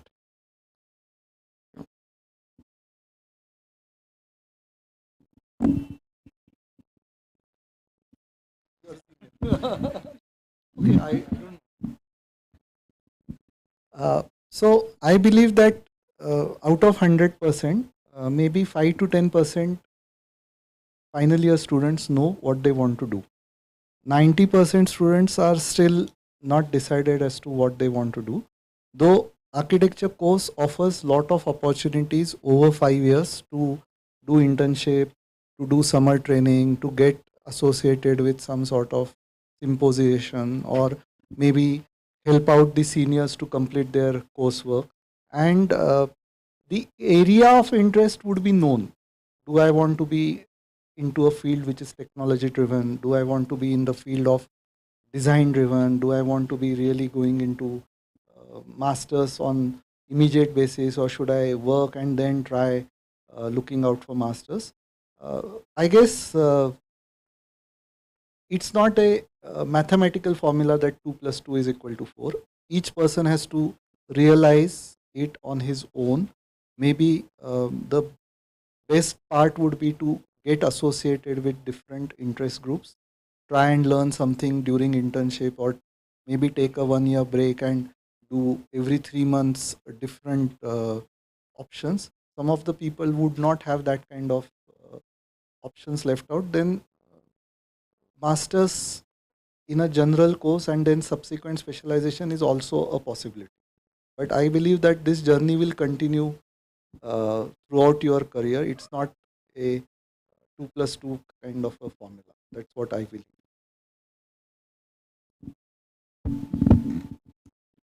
Yeah, it's a very tough question. It reminds me of that wonderful essay that Malcolm Gladwell wrote about Cézanne and Picasso. That Picasso knew when he was 12 that he was the great artist and found his voice. Cézanne waited till he was 70 to realize what he was doing and to get the recognition that he deserved. So I don't know, one waits for it, and I guess I don't know what the route is. I mean, some people say that you have to figure out who your mentor is, you find your guru, and then you go and work there, and you discover what it is you want to do, and it's accidental in a way. Others say exactly what he just said, which is you try a lot of things, different things, you expose yourself to different things, and then maybe something clicks, and you find your niche. Both are fraught with problems or challenges, because you don't know when the light turns on, and unfortunately that's the fact. I mean, all of us, in fact, I don't know about the other two panelists or Rahul, but it is I mean, without sounding too despondent about it, it is a bit every time there's a new project, you're going back to the starting of things, and it is I don't know, the burden of history is on you, and I don't know whether that's the right way to practice. But one wants to do something meaningful, and so that then makes you think about, or makes you pause and consider. And so things take time, I guess.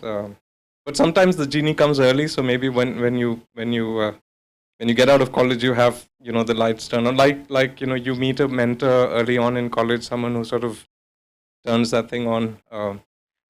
If I can just, if you allow me, I'll tell you a funny story. Madhura Premathilake was in Bangalore, and he's a very very well-known Sri Lankan architect, and someone asked him, when did the lights turn on? And he says that when the non-alignment movement came to, the non-alignment conference came to Sri Lanka, to Colombo, it was a huge event. So Gaddafi and Indira Gandhi and all of these leaders of the non-aligned movement, they were all in Sri Lanka. And while the dignitaries were in Sri Lanka, they were driving around in these incredibly beautiful limousines, these black limousines. And then after the conference, there was, they were giving away the limousines, and Madhura was joking, of course, but he said that at the auction, the first limousine was bought by an architect, and that's when Madhura's lights turned on. So I want to be an architect because I want to. So anyway, I don't know when the thing sort of aligns, but yeah, that's. I think through our 5-year degree, we somewhere down the line realize what all other interests do we have apart from designing. It's just that we don't get the time to explore them. And we think like after doing a degree of 5 years, it would be a risk to, leave architecture for a year and then go into a completely different direction, and then it'll be difficult to come back also. So what I think is probably what we can do is we can try out these options during our internship time. Like if we have, many colleges have adopted 1 year internship program. So if out of that, if 9 months, suppose you give for design education or design internship, you can try 3 months for 3 different interests maybe. And then you will eventually know what sort of interest you are more inclined towards. And also one more thing, like I think we all have certain egos. Like when we become an architect, we got an ego of an architect. And similarly, we have different egos, like an ego of a photographer or a writer or something like that. So eventually you will see which ego, surpasses all the other egos. And that's the field that you choose. So maybe you need to find which one is offending you most, like a bad photography or a bad building. So that will give you the answer. Interesting. I'm kind of reminded of a very famous incident that Renzo Piano narrates. He says that when I start the day, I'm a designer, then I become an accountant by afternoon, then post lunch I'm an lawyer, and then I'm an activist.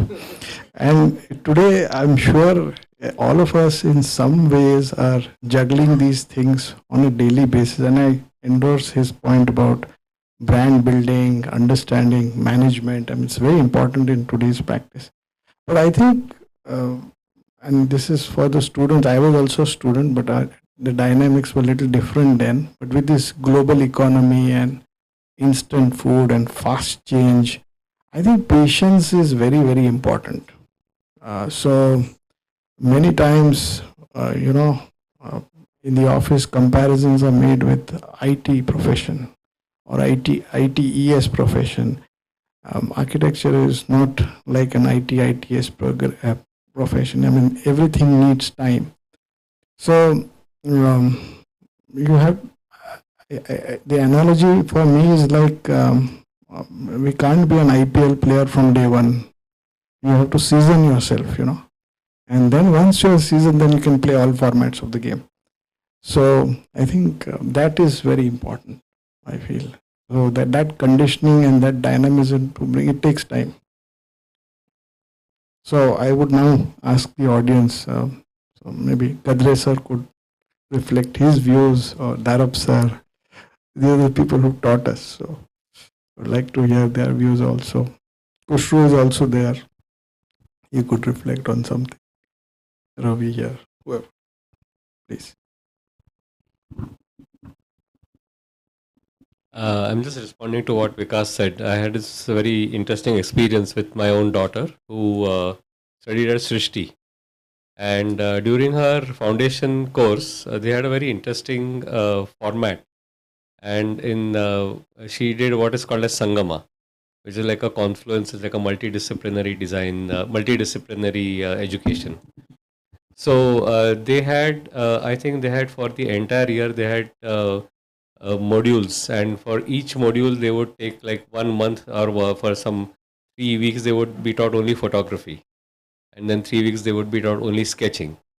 And sometime in the mid of each of these modules, when we used to chat on the phone, she would say, Baba, photography is my thing, that's all I'm going to do. And then the next time it would be just sketching, and then the next time. So I think it's important for all of us to, like you said, to perhaps explore different things. And many of us are lucky to find exactly what you want to do. And but it's important to understand what you definitely don't want to do. So it's important to wake up with a smile on your face rather than shit, I would to go to office and do the same thing all over again. That's a comment. What I think is in the college at third year level, your professors who are teaching you, they should, they know all the students, and they should realize that particular student, whether he is good in this thing, that thing, and then they can further develop that student accordingly. But what I see that there is a standard format for submission and other thing, no? And recently I came up with one student who was having a training with me. She after 6 months she will be graduated, but not at all interested in architecture. I said, how come then you joined an architecture course? But she was good at writing, novel writing, then poem writing, other thing, very good. And she said, you should go for that. No, I want to become an architect first, and then I will go post-graduation in that. I was surprised because whatever taught in first year also, she was not been able to transfer into drawings. I think there I found that whether something is missing in the college. At the third year, say first year, second year, okay, they were just coming to know what is architecture, but at third year level, certainly what is architecture they are knowing. So from then onward, there has to be some branching or something like that for such students, so that when they go for post-graduation, they are definite that which branch should I take. First of all, congratulations, Vikas. It was a wonderful presentation, and I was really impressed by the way you spoke about your life, and you changed directions. At college, all our energies, I mean, the focus is on design and how best you could design. And every student who feels that he has some design into him, he wants to become a Korea or a Doshi or a Convey, and we aspire to be that. And then we pass out, we graduate, maybe with flying colors, we do our masters, and then we wait and we struggle. And then we kind of aspire for big projects, good projects. But there's a long way to go, and then we spend around 10-15 years struggling, and then that whole energy is lost somewhere, I feel. I mean, very few are blessed with having a good background where you start getting projects and you shine in your career. So that is one part. And apparently I happened to attend a presentation by architect Hiren Patel from Ahmedabad, and he was very blunt and very honest. He said that architects love design. Architects love to design. Architects don't love money. I mean, we are really very bad at asking for fees and recovering those fees.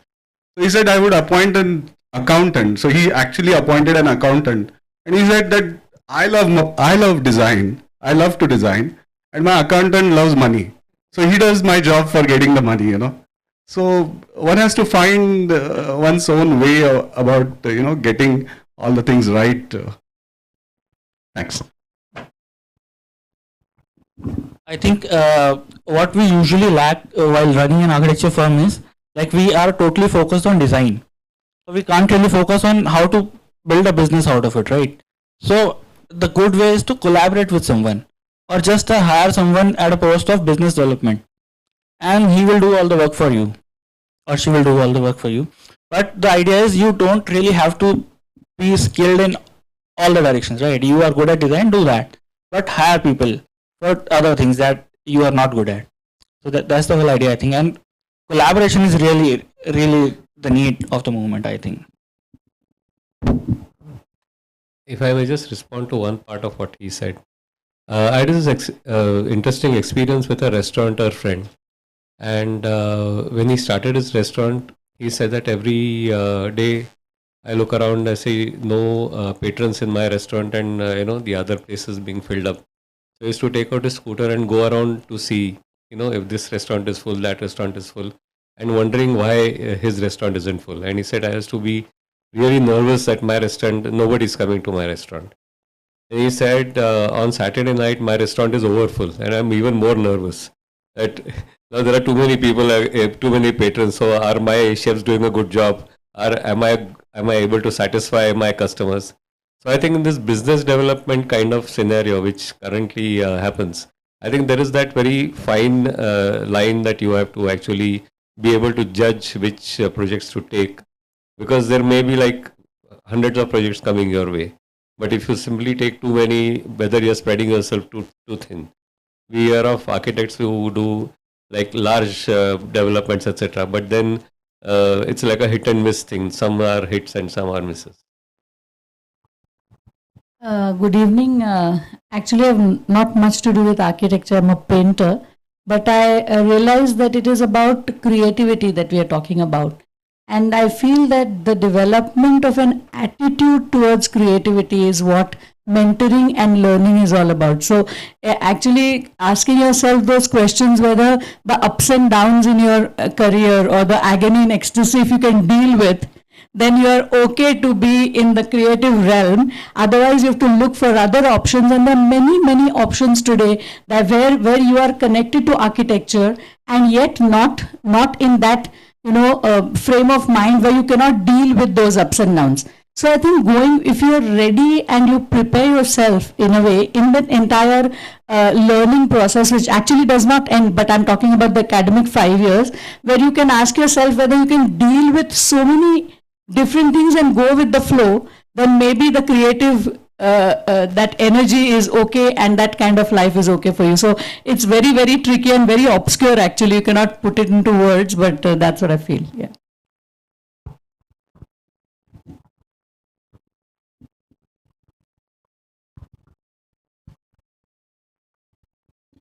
So I'll just end this with one more sharing.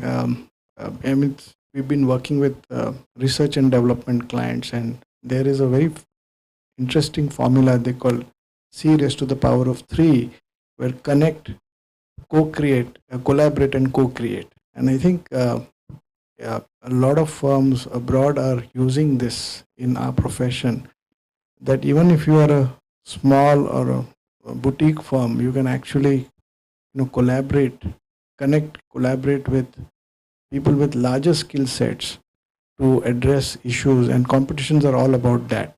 So I think this is one new direction which at least I have seen when we've collaborated with different dynamic consultants to do projects or address competitions. Okay, I'll move to the next question. This question is of course addressed to everybody, but the architects who are involved with academia will have more to say.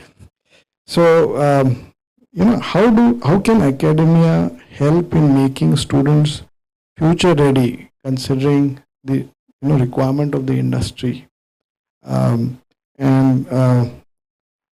what are they doing in that direction, and what do even practitioners feel needs to be done? So it'll be interesting to get everybody's observations on this. So Rohit, we are going to do Satya Pe Satta. You're going to start with the first brother. They don't.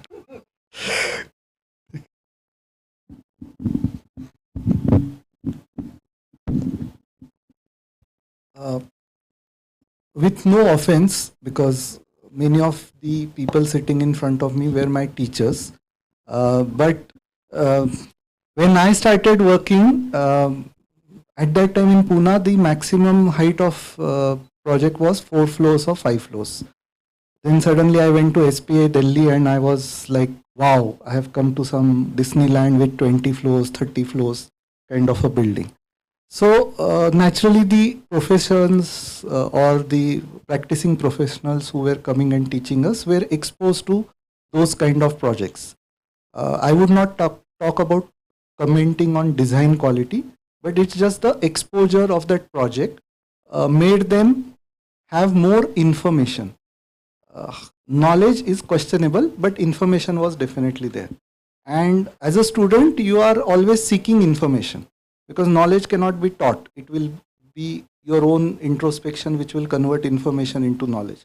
So till few years back, I used to find Pune a typical tier 2 Peshwe city, ek se char sagra band. Everybody is like a laid back kind of a attitude, which has changed in last 5-7 years. Lot of actions have been happening, lot of development have been happening, and we are lucky to have lot of active professionals who are part of this development process. And I believe that many of them also have come into academics after having active careers. I know few people who are part of your MMCOA team also. So they are like the key catalyst between industry and academics. So if we can bridge this gap between getting these key resources on board who have in their past career have been into industry and now they want to do academics. Also the kind of curriculum which we teach, we are heavily dependent on design centric curriculum. Honestly, I believe that beyond design is also there are many things in terms of information management, documentation, presentation, technology, because I was zapped because I was part of Pune University Board of Studies team that we still use textbooks like Chudle and which were like now completely aged or not relevant, but we still teach people timber truss, we still teach people in terms of old technologies, and we lack teaching students or exposing them to new technologies like simple thing, aluminum formwork, how do you make shell plans, or pile foundation, how do you do a pile center line drawing.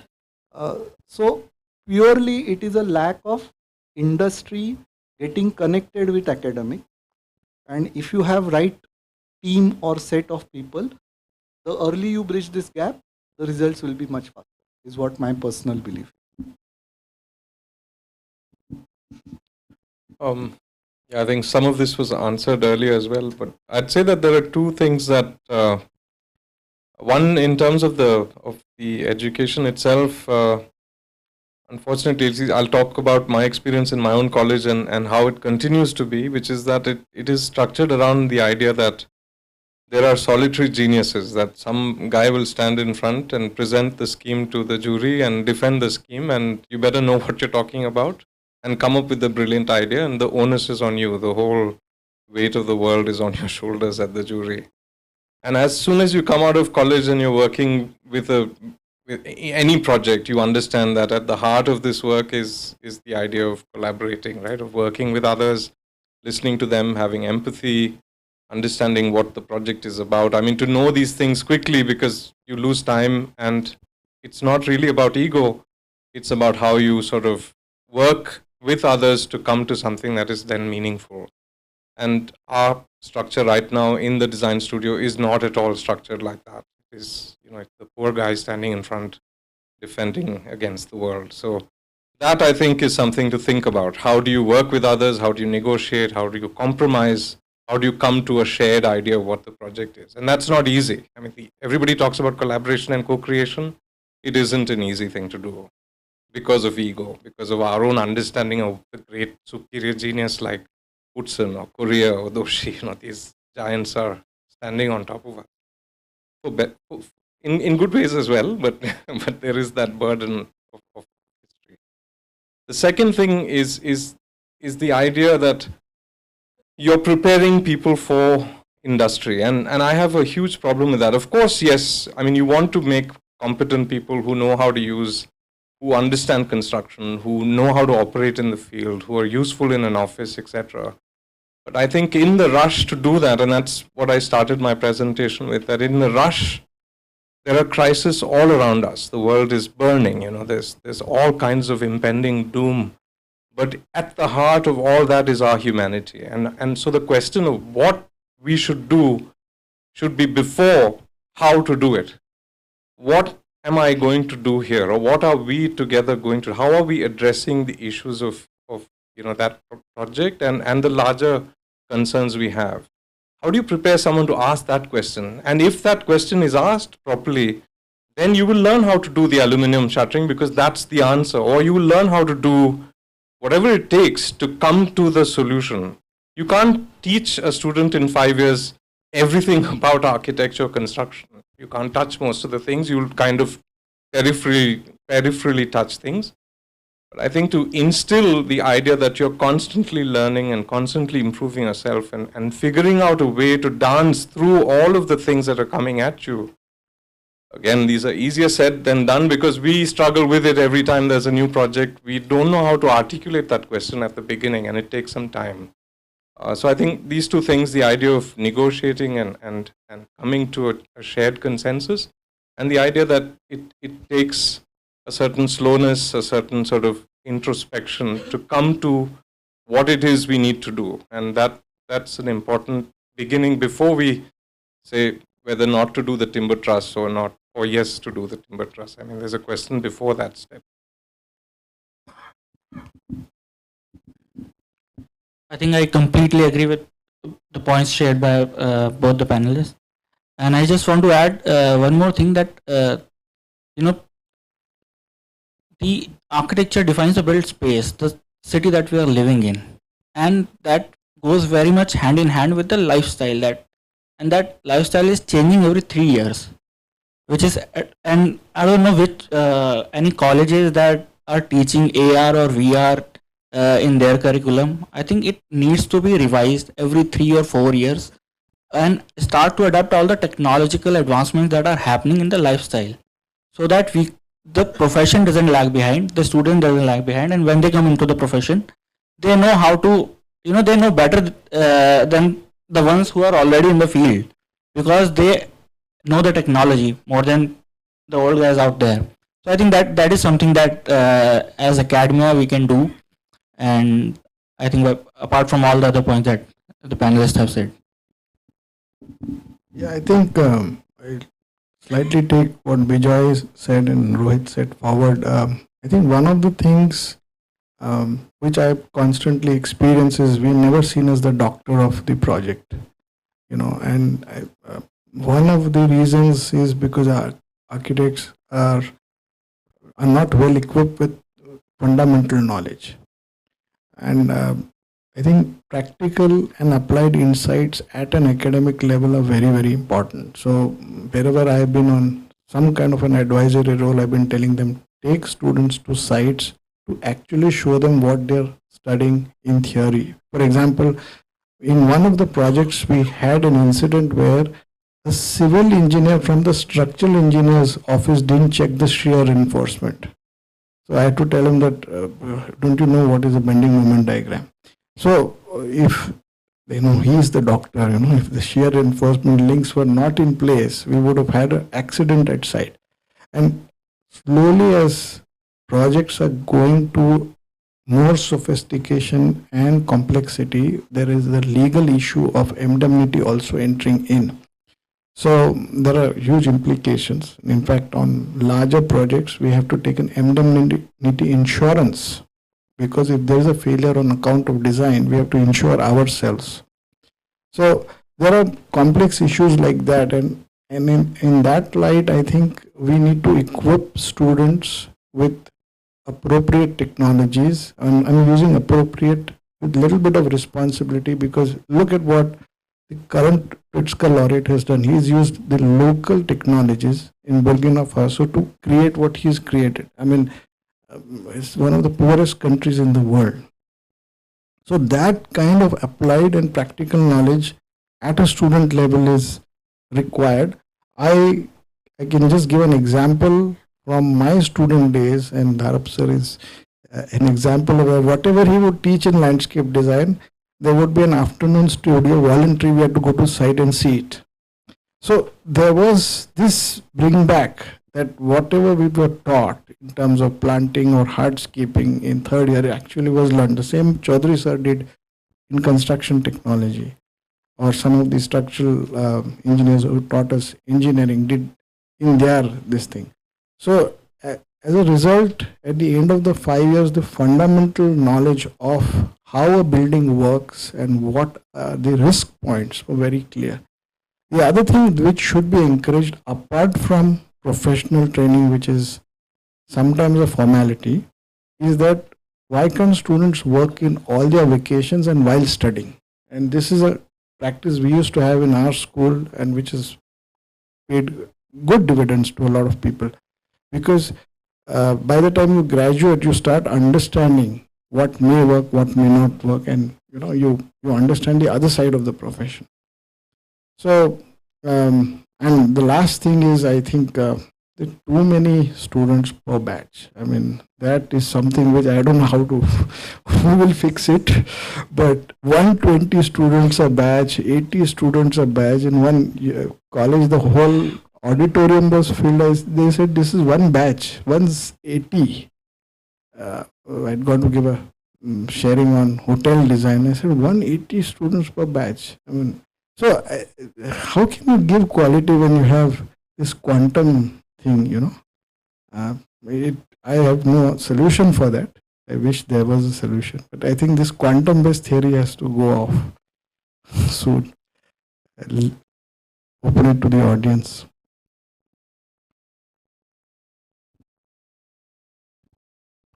Everybody,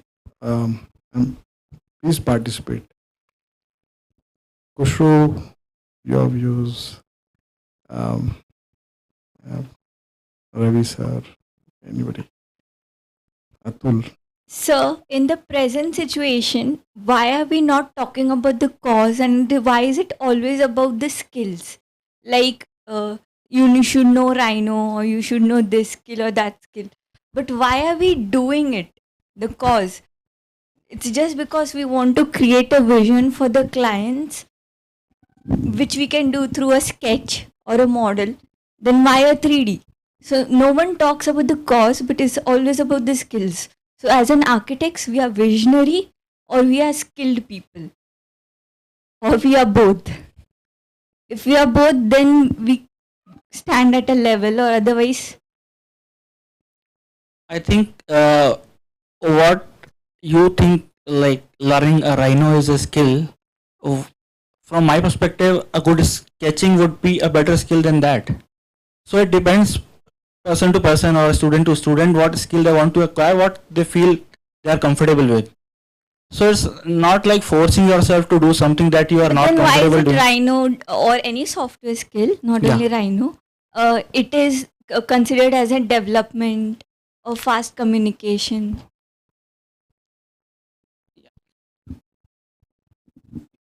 I will try to give you answer from a purely commercial business perspective, because I come from the client side organization.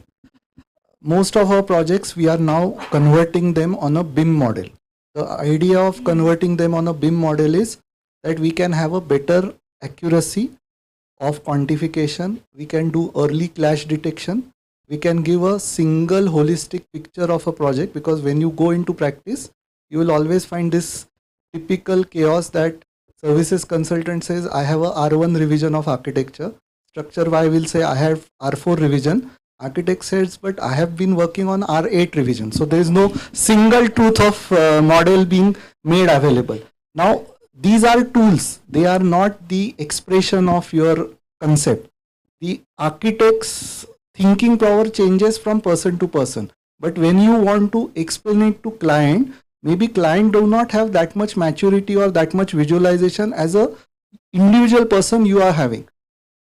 End of the day, you need to make him aware about your thought process, and what is the best medium to explain him is to show him multiple options of visualization.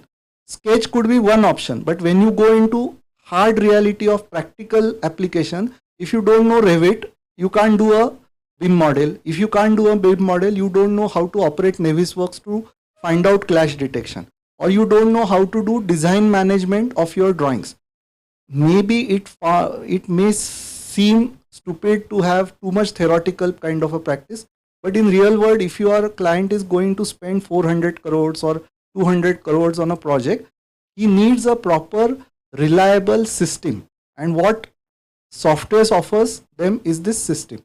So that's why as an architect you must be at least exposed. I'm not saying you must be master, but you must be exposed to these kind of systems. But the student knowing the real cause would be more.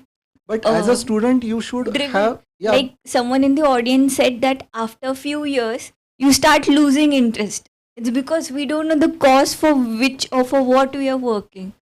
Then we get lost in after some time. but like I'm sure your visualization skills or your power of intellectualness is not there with an client. That's why he has hired architect. Otherwise he would have himself designed the building. So if you want to express your feelings to someone else, you need some medium. You can't just be thinking that your brain waves would be gone instantaneously to client's mind. And these are the mediums. Not a single medium is right or wrong. Yes. I would like to add, somebody has already said it, that what you want to do is far more important than how you do it. There's a certain amount of confusion about communicating, whether you talk in French or Marathi or Hindi, or you show a drawing or show a sketch.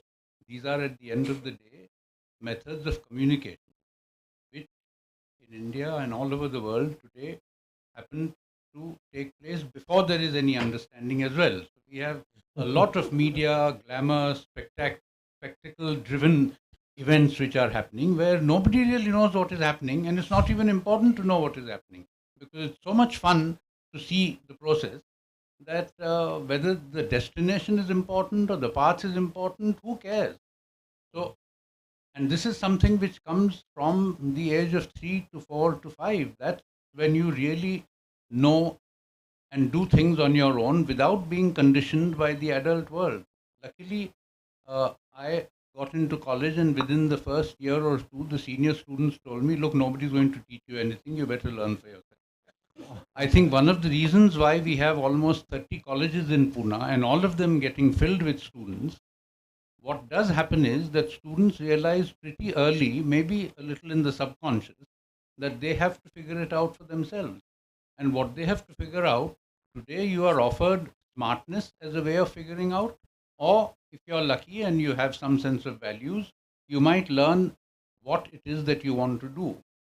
Now, what gives you meaning in life?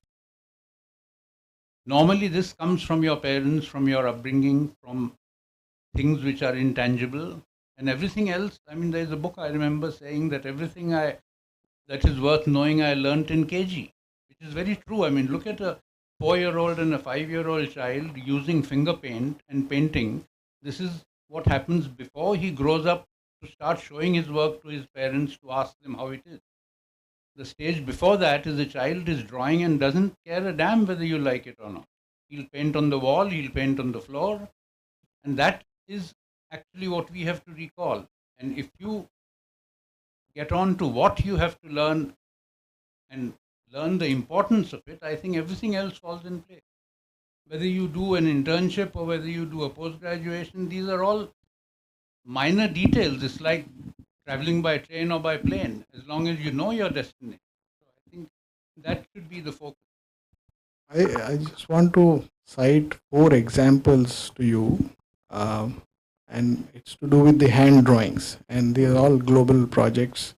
I think communication, yes, communication is a word, but I think the expression from here is even more important. So I was reading a book on Richard Rogers, and he said that when their entry reached, the Pompidou Center entry, the drawings were in 2 parts. The drawings were torn. But Philip Johnson saw the future in them because the way the drawings were drawn. Same is the case with Yudzor's proposal for the Sydney Opera.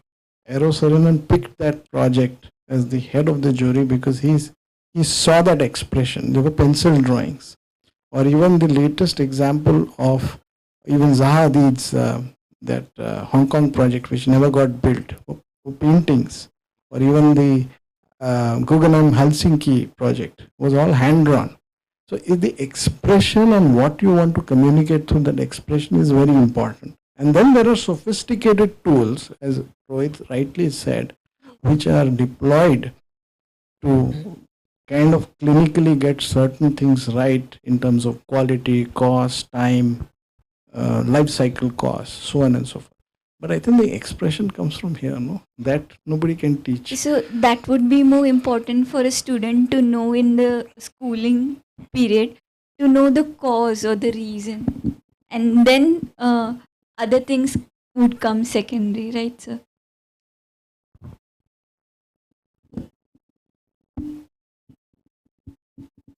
Yeah, very provocative, no? Everybody's jumping to answer. Yes, of course. I mean, isn't it wonderful if you had clarity in what you wanted to say? And that's also not so easy. So yes, you have to have that kind of clarity and then find the medium to express it. But I'll give you. I mean, this is a little bit of a funny example. And having said all of that about collaboration, I'm going to sort of contradict myself. So we discovered VR. Said, man, now it'll be so easy.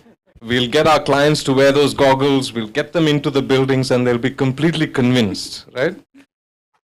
And we started this process. We were doing a house with my wonderful friends from Trichy, and they saw everything in VR, and they didn't like any of it.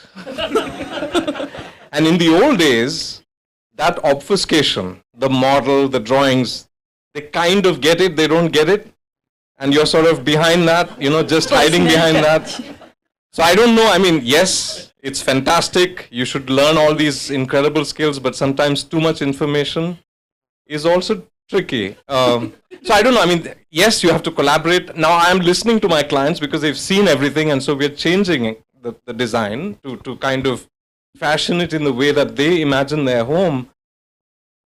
But this new age is now bringing more collaborators onto the table, more active collaboration, which we have to be prepared for.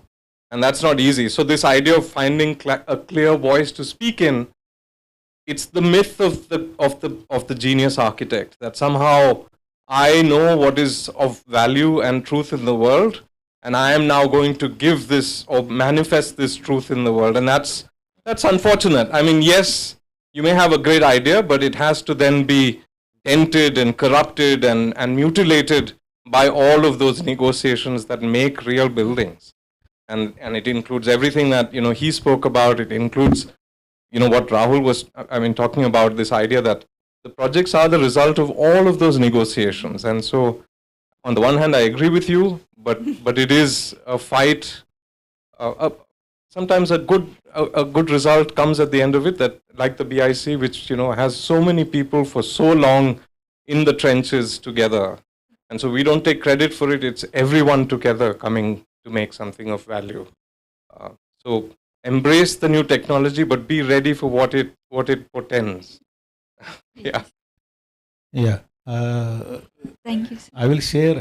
I completely agree with Nachiket that architecture is not taught in college. It is outside college also. Because fortunately or unfortunately, I failed in first year. I was topper in design, but engineering I failed miserably. At that time there was no ATKT. So once you failed, you have to appear next year. Okay, 1 year you have to on your own. But what I did at that time, my friend and me, morning after breakfast on bicycle, we have to go all around Pune and see whatever construction is going on. For full 1 year, whatever I learnt on site was, I was knowing, in 5 years they were teaching this, I was already know in my first year what was. So that was the actually good part that I failed. So because there were no media, no internet, because I am talking about in 1970, that was my first year. Only 1 or 2 magazines, Architecture Record or Progressive Architecture, those 2 magazines, not Indian magazine also. So no mobile phone. So how to get the knowledge actually? So the knowledge is I got outside the college. I always ask my trainees that now we have 3 days holiday, what you are going to do? and you come on Monday and tell me what you have done. Have you visited any site? Have you gone for sketching? What? They are least interested in these things. So then how they can learn? Nothing. Actually, it is your own thing that you should go and learn. Nobody will teach you or ask you to do that. But you should do on your own, and that is the learning. I would also like to just say what Patwardhan sir had said, Nachiket Patwardhan sir had said many years ago. So तुम्हाला आठवतं आहे की मला माहित नाही पण he said that if you want to be a good architect, you can also be a good cook, and then you have to imagine the recipes. So I wonder how Rhino can help us imagine the recipes. So it's not just sketching, or there are many other things to architecture. Just this was 20-30 years ago probably. Yeah, so again, talking about the academia, I think that the connection of any learning to the real world is very important for me. Like I went to the art school and nobody really very actively in my 4th or 5th year talked about how to put your work in a show. I mean, whether I can clutter it up like a shop, or I can give great pauses in between the work so the viewer gets into one work, comes out of it and goes into the next. Nobody talked about all these things when we were learning.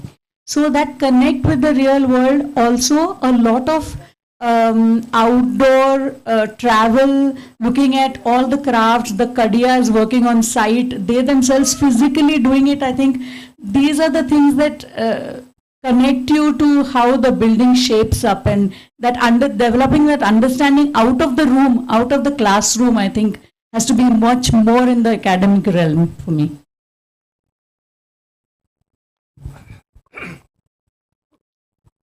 Hello. This reminds me about my college days. In first year, his father was Rohit's father was our teacher, and he gave us assignment Stabile by Alexander Calder.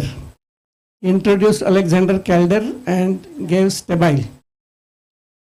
Because of that, and all students could come out with different solutions. Because of that, my interest in sculptures and other things was, I am interested in that. Later on, I saw many things in Australia and other things, many stabiles at different places. And then I realized the importance of first year's that assignment. There were so many such kind of assignments which his father gave us, and which was really inspiring. At that time, we didn't know the importance of that. But now I realize that sculpture also plays a very important role in architecture also. It gives something about, you understand the form, quality of form. And fortunately, I could see so many. There is one sculptural walk which happens at Sydney every year. 1 month, and all big sculptors used to come to Sydney in spring time there, in October, November. And we could see a number of ways how people can, sculptors can play with forms. So that also provides a good insight in architecture. So I think we should see beyond architecture, sculpture, paintings and other things that can inspire you and can develop your architectural skills also. Thank you. I think I don't want to delay too much.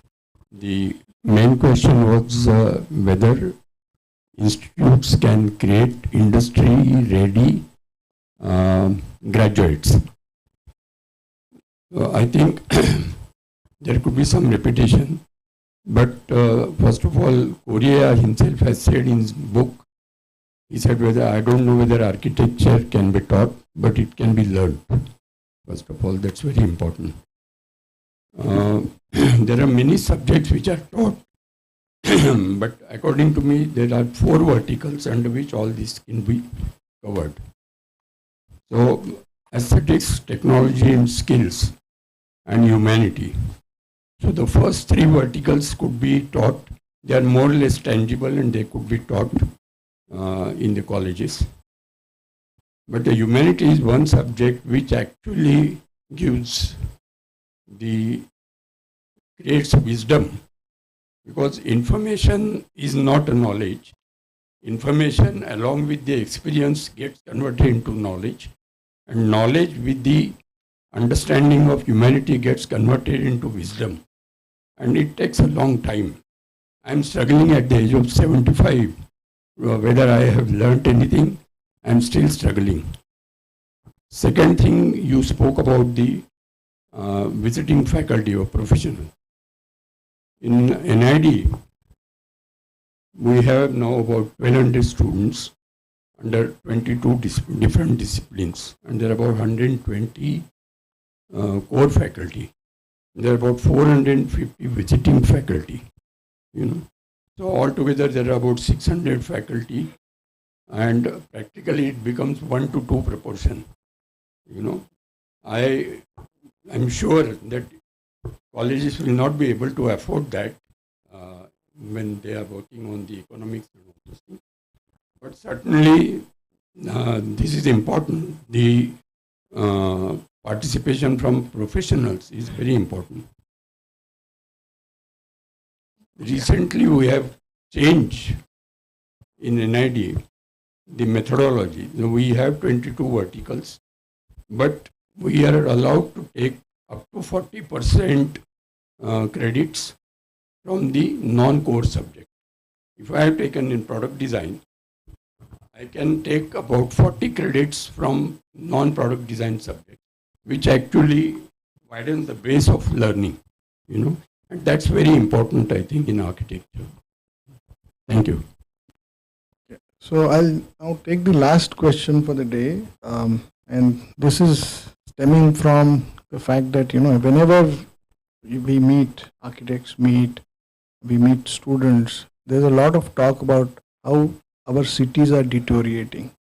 So, what are your views on how students could be sensitized on the how their projects could connect to the cities they are in, and how can their projects help the city? Because in practice, we find that there is a big gap. There are UFOs that are suddenly landed on sites with no sensitivity to the context. But at an academic level, what is being done to bridge that gap as to how your project is responding to the city?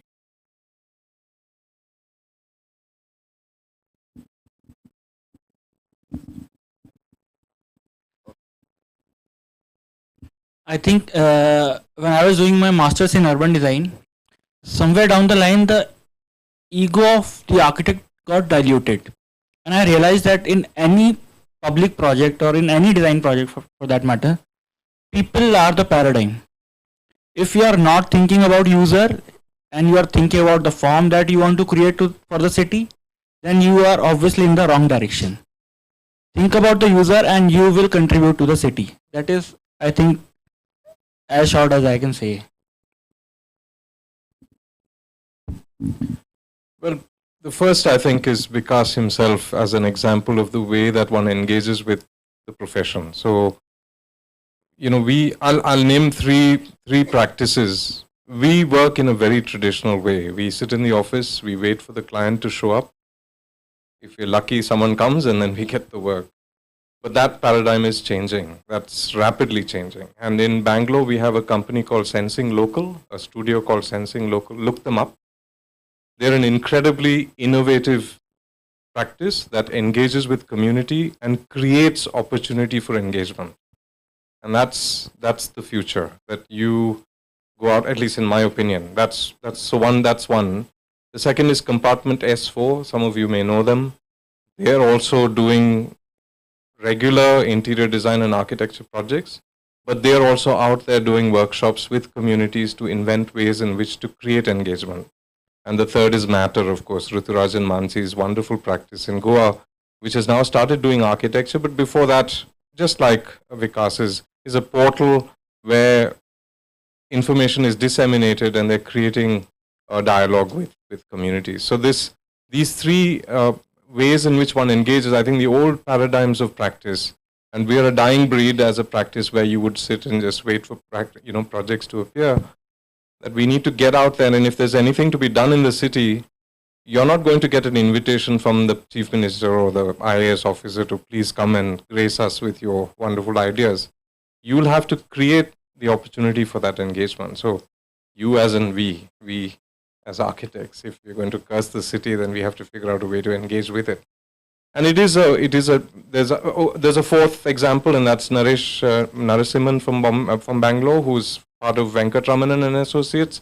And he has for the longest time, so the practice is a huge sort of commercial practice, but Naresh himself is involved in, he's responsible for Church Street, which through his own initiative was redeveloped and is one of the best streets in the country, I dare say, just like Prasanna Desai here, who's another practitioner who's out there sort of doing stuff. And he's also now revamping all of the drainage systems within Bangalore, just like Morphogenesis scheme years ago. So I guess I would say that's the way that maybe one could imagine we bring to bear our concerns as a community, as architects, in terms of design, in terms of mobilizing those ideas, and that we don't wait for good things to happen to us. So I applaud Vikas for his own sort of initiative in sort of creating those ways in which one communicates and gets word out that these are valuable things to pursue. My belief is that why cities are growing, because people get opportunities. If you were not getting opportunity, people would not have come to Pune. So if you see the rise of Pune city over last 40-50 years, it is the opportunity linked with monetary gains. I may sound little commercial, but end of the day, people will come, gather, densify a location which offers them better opportunity.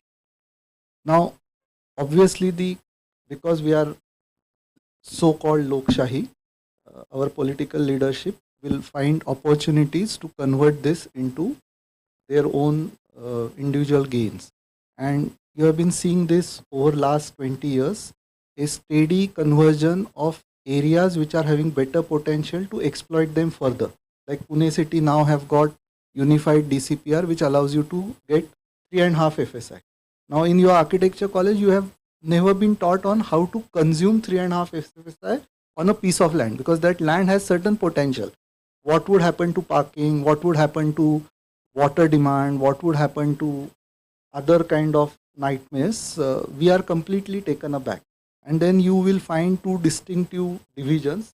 One who are calling themselves as sustainable development or environmentalists, who would want to have a proper growth, and then there is a other type of a breed who wants to commercially exploit things. Whether right or wrong, let's not go into it, but fact of the matter remains that your cities will grow. When they grow, because there is an opportunity, you will keep on having this kind of high density problem, associated issues. And as an architect, we need to find intelligent solutions to manage these kind of problems, rather than saying that no, we should not have additional FSI, or we should not build 30 floor towers or 60 towers, because that is not in our hand. It's in the way the city is growing. And I believe that collective contribution in terms of technology evolution, or getting into sustainable development, or getting into, let's say, practices like proper designing of rainwater harvesting, getting the solar benefit, getting the sewage treatment plant which really works and gets you water recycled, are some of the technology driven tangible initiatives. But design wise, I would take a residential development. Each flat cannot be a Vastu compliant flat, because in your land you will have 4 directions: north, south, east and west. It is the sheer ingenuity of an architect to come out with a design which gives the best potential for that land, rather than saying that no, this land will not have so much of potential, it will go out of control. We as an architect should accept the fact that whether we like it or not, development is going to happen. Now, how we can make this development more sustainable? What are the measures as an architect we can bring in? Because end consumer doesn't know anything. He is struggling to get his apartment. Like today, fringe cities of Pune, people buy a 1-bedroom apartment in 8 lakhs. Within outskirts of Pune, it is 50 lakhs. And within city, Hadapsar like a zone, a standard mid-segment residential housing is around 1 crore. Now the affordability criteria completely tipsy-topsies your design. So you should accept the fact that there is going to be development. How best we can manage this development is what I believe would be the way forward.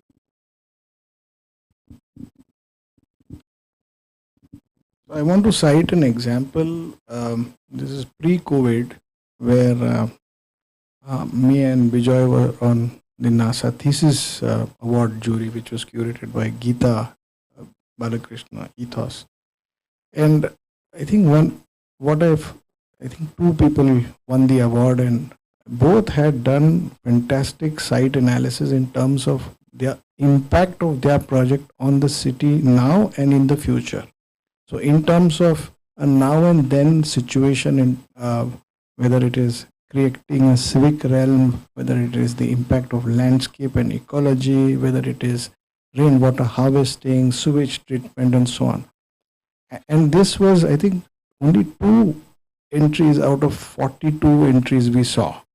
So that itself talks the volume. And I think site analysis being seen as a part of a 4 site box and what happens inside, but site analysis and the realms of site analysis and its urban design and urban environmental impact is never being addressed, at least in the juries I have been visiting to. In some schools it is, but they are very few. So in practice also, what I'm saying is very difficult. For example, the urban urban forest project took 3 years of convincing, and then after 3 years of execution, and even still we get remarks from the client that I wasted land, or we convince the client to adopt one street which used to get very dirty, and they have an NGO. So it is difficult, but I think somewhere there has to be a collective approach to adopt the context around and bring that, extend the sensitivity of the projects into those contexts.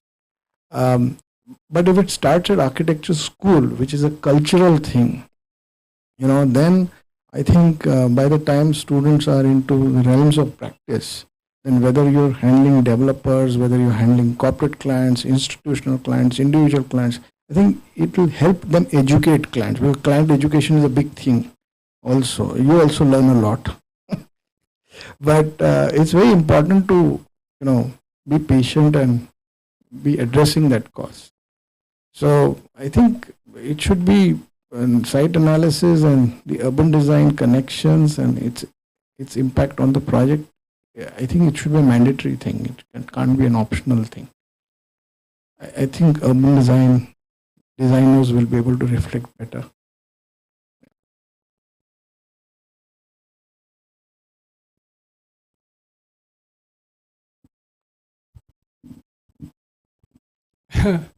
Again, I will one incident during college days when I was in final year. That time, Pavarasa gave one lecture on river development, and because of that, I got inspiration for urban design in larger sense. And at that time, in 71-72, I selected a topic which is pedestrianization of Lakshmi Road. Then my teacher started seeing me from top to toe.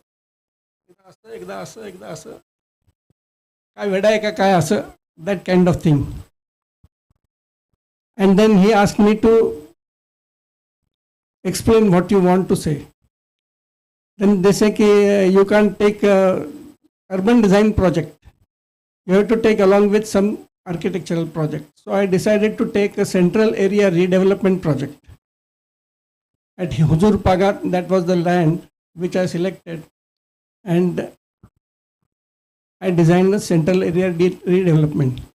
The point here is how one gets inspiration. That is the point. And after that, I started, at that time there were no this kind of thing, urban design and this thing. Later on I saw many different urban design projects in foreign countries, but this was the inspiration thing which started right at the. But for all this, you need passion. Passion is very important. If you have passion, then automatically you get rasta mil jata hai, that kind of thing. Okay.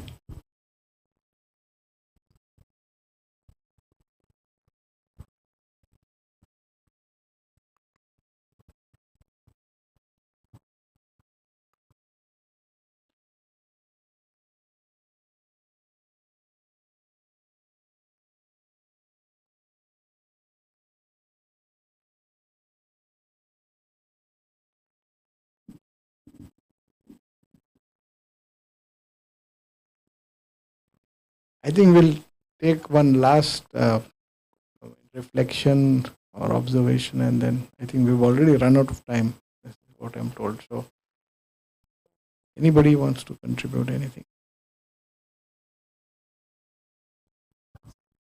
I've forgotten one thing. I will advise students after graduation, they can work for 2-3 years, collect money, and visit some places abroad. For example, Sydney. You will learn more than what you learn at urban design courses. Just by seeing, you go there for 1 month, that will teach you everything. This is my advice to students. I'd like to say that this was a really diverse and interesting evening, and to see, firstly with Rohit, I never really got to understand what you do for so many years, even though we've known each other for 30 plus years. And to show the way you showed it in depth, really, for me, was a personal eye-opener in terms of what really goes into it. Architects hate project managers. But I have new respect for what you do and how you explained it. Vijay, thanks for coming all this way for share your thoughts with us. And Vikas, it was amazing to see what you've done, and I think Ravi said that you explained your journey in a beautiful way. I'm going to look at more of your work and see what you're up to and sort of learn from it. And as always, Rahul, there's always so much to learn from you, and the way you explained actually what you do, and the way you've convincing a client at your own cost not to do something is a brave step. So I learned so much from all of you. So thanks so much for having this. Girish, sir, thanks for and whoever envisioned this. I thought it was envisioned really well. So thank you.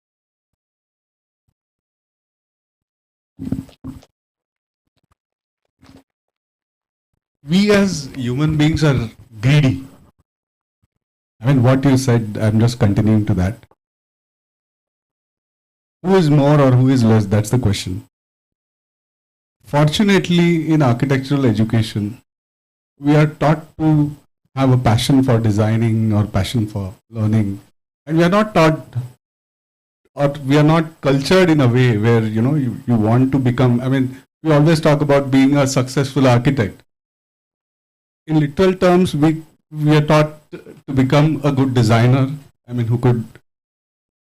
But we are never taught in a way where, you want to be really rich as against other professions, let it be medical or engineering. So I really thank myself, thank God that I'm an architect and I'm not as greedy as, what you see around. Thanks. I just want to add one small incident to what Ravi said. So the day I left Edifice and told them I'm starting my own firm, one of the founders of Edifice, Sanjay Srinivasan, you see Ravi Sarangan as the public face, but Sanjay is the design brain in the studio. And both are like mentors to me.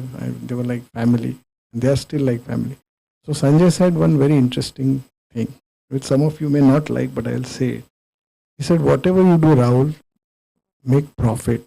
Because some of the big masters went broke. And he referred to Khan, Cobb and everybody. And I think it's important to make money. I mean, there's nothing wrong in it. I mean, I don't know why architects are averse to making money. It's relative how much, but if you're not making profit, then why are you running a firm? Then you should open an NGO then. That's my take on it. I'll refer to your example, How you make money is more important, because I would refer to your example where your client said that why to have such a big green space rather than I would build a glass box and a commercial building. He would have got more returns out of it.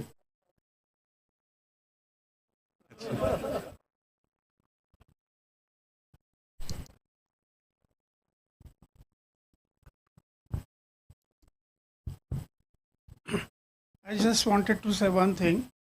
When you become old, all the credit is given to you. But here today, credit must go to the young Raghunandan. Please. And of course, Ujjwala ma'am. So they are the one who has vision of this conference goes to them, especially Raghunandan. I'm very happy that our young staff is taking up leadership and we are growing. Thank you.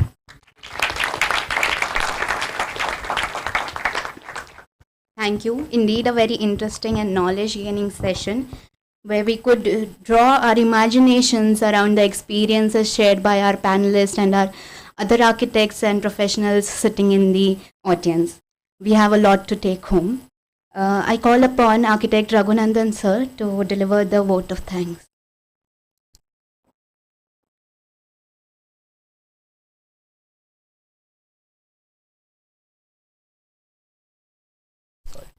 Listening to the panel discussion was indeed actually enriching, and I wish we could have more time to have more questions and have more discussions. However, all good things must end at height of elation. Events such as this cannot be possible without the support of and efforts of a team. So I'd like to take this opportunity to express my gratitude to our honorable management, who has always been receptive and ready for anything that our college needs. We are grateful to our Executive President, Honorable Principal Sri B.G. Jadhav sir, for sparing his valuable time and spending it with us. I am sincerely thankful to our panelists, Architect Biju Ramachandran, Architect Rohit Sadesai, Architect Vikas Pawar, and a special thanks to Architect Rahul Kadam for playing the role of both a panelist and the moderator. And I also thank Architect Sunil Patil, though he couldn't make it today, but his support was always there. So we are grateful for all your enthusiastic response and encouragement. Heartfelt thanks to Dr. Ujjwala Palsule and Architect Girish Doshi for shaping this event from concept to fruition.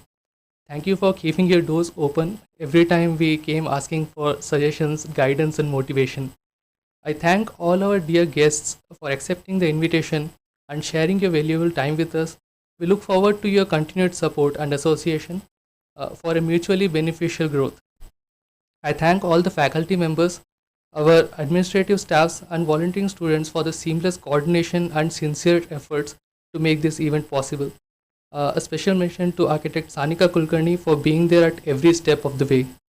I congratulate and thank the brochure team, Rajvi Patil, Tanisha Lahane, Rachita Chodia, Ojal Surana and Pradnya Sheela.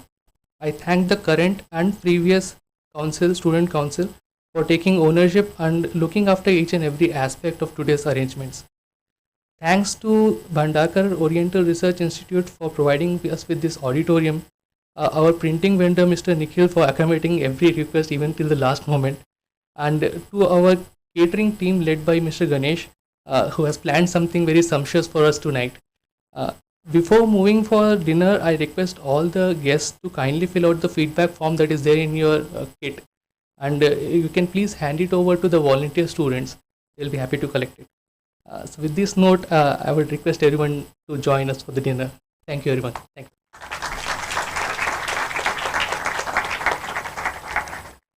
We have now come to an end of a very interesting evening, and we embrace the opportunity to place on record our hearty thank you to all the panelists and the audience present today. I request everyone to please proceed for the dinner, followed by the dignitaries. Thank you. Thank you one and thank you all. I request the volunteers to direct the audience to the dining area.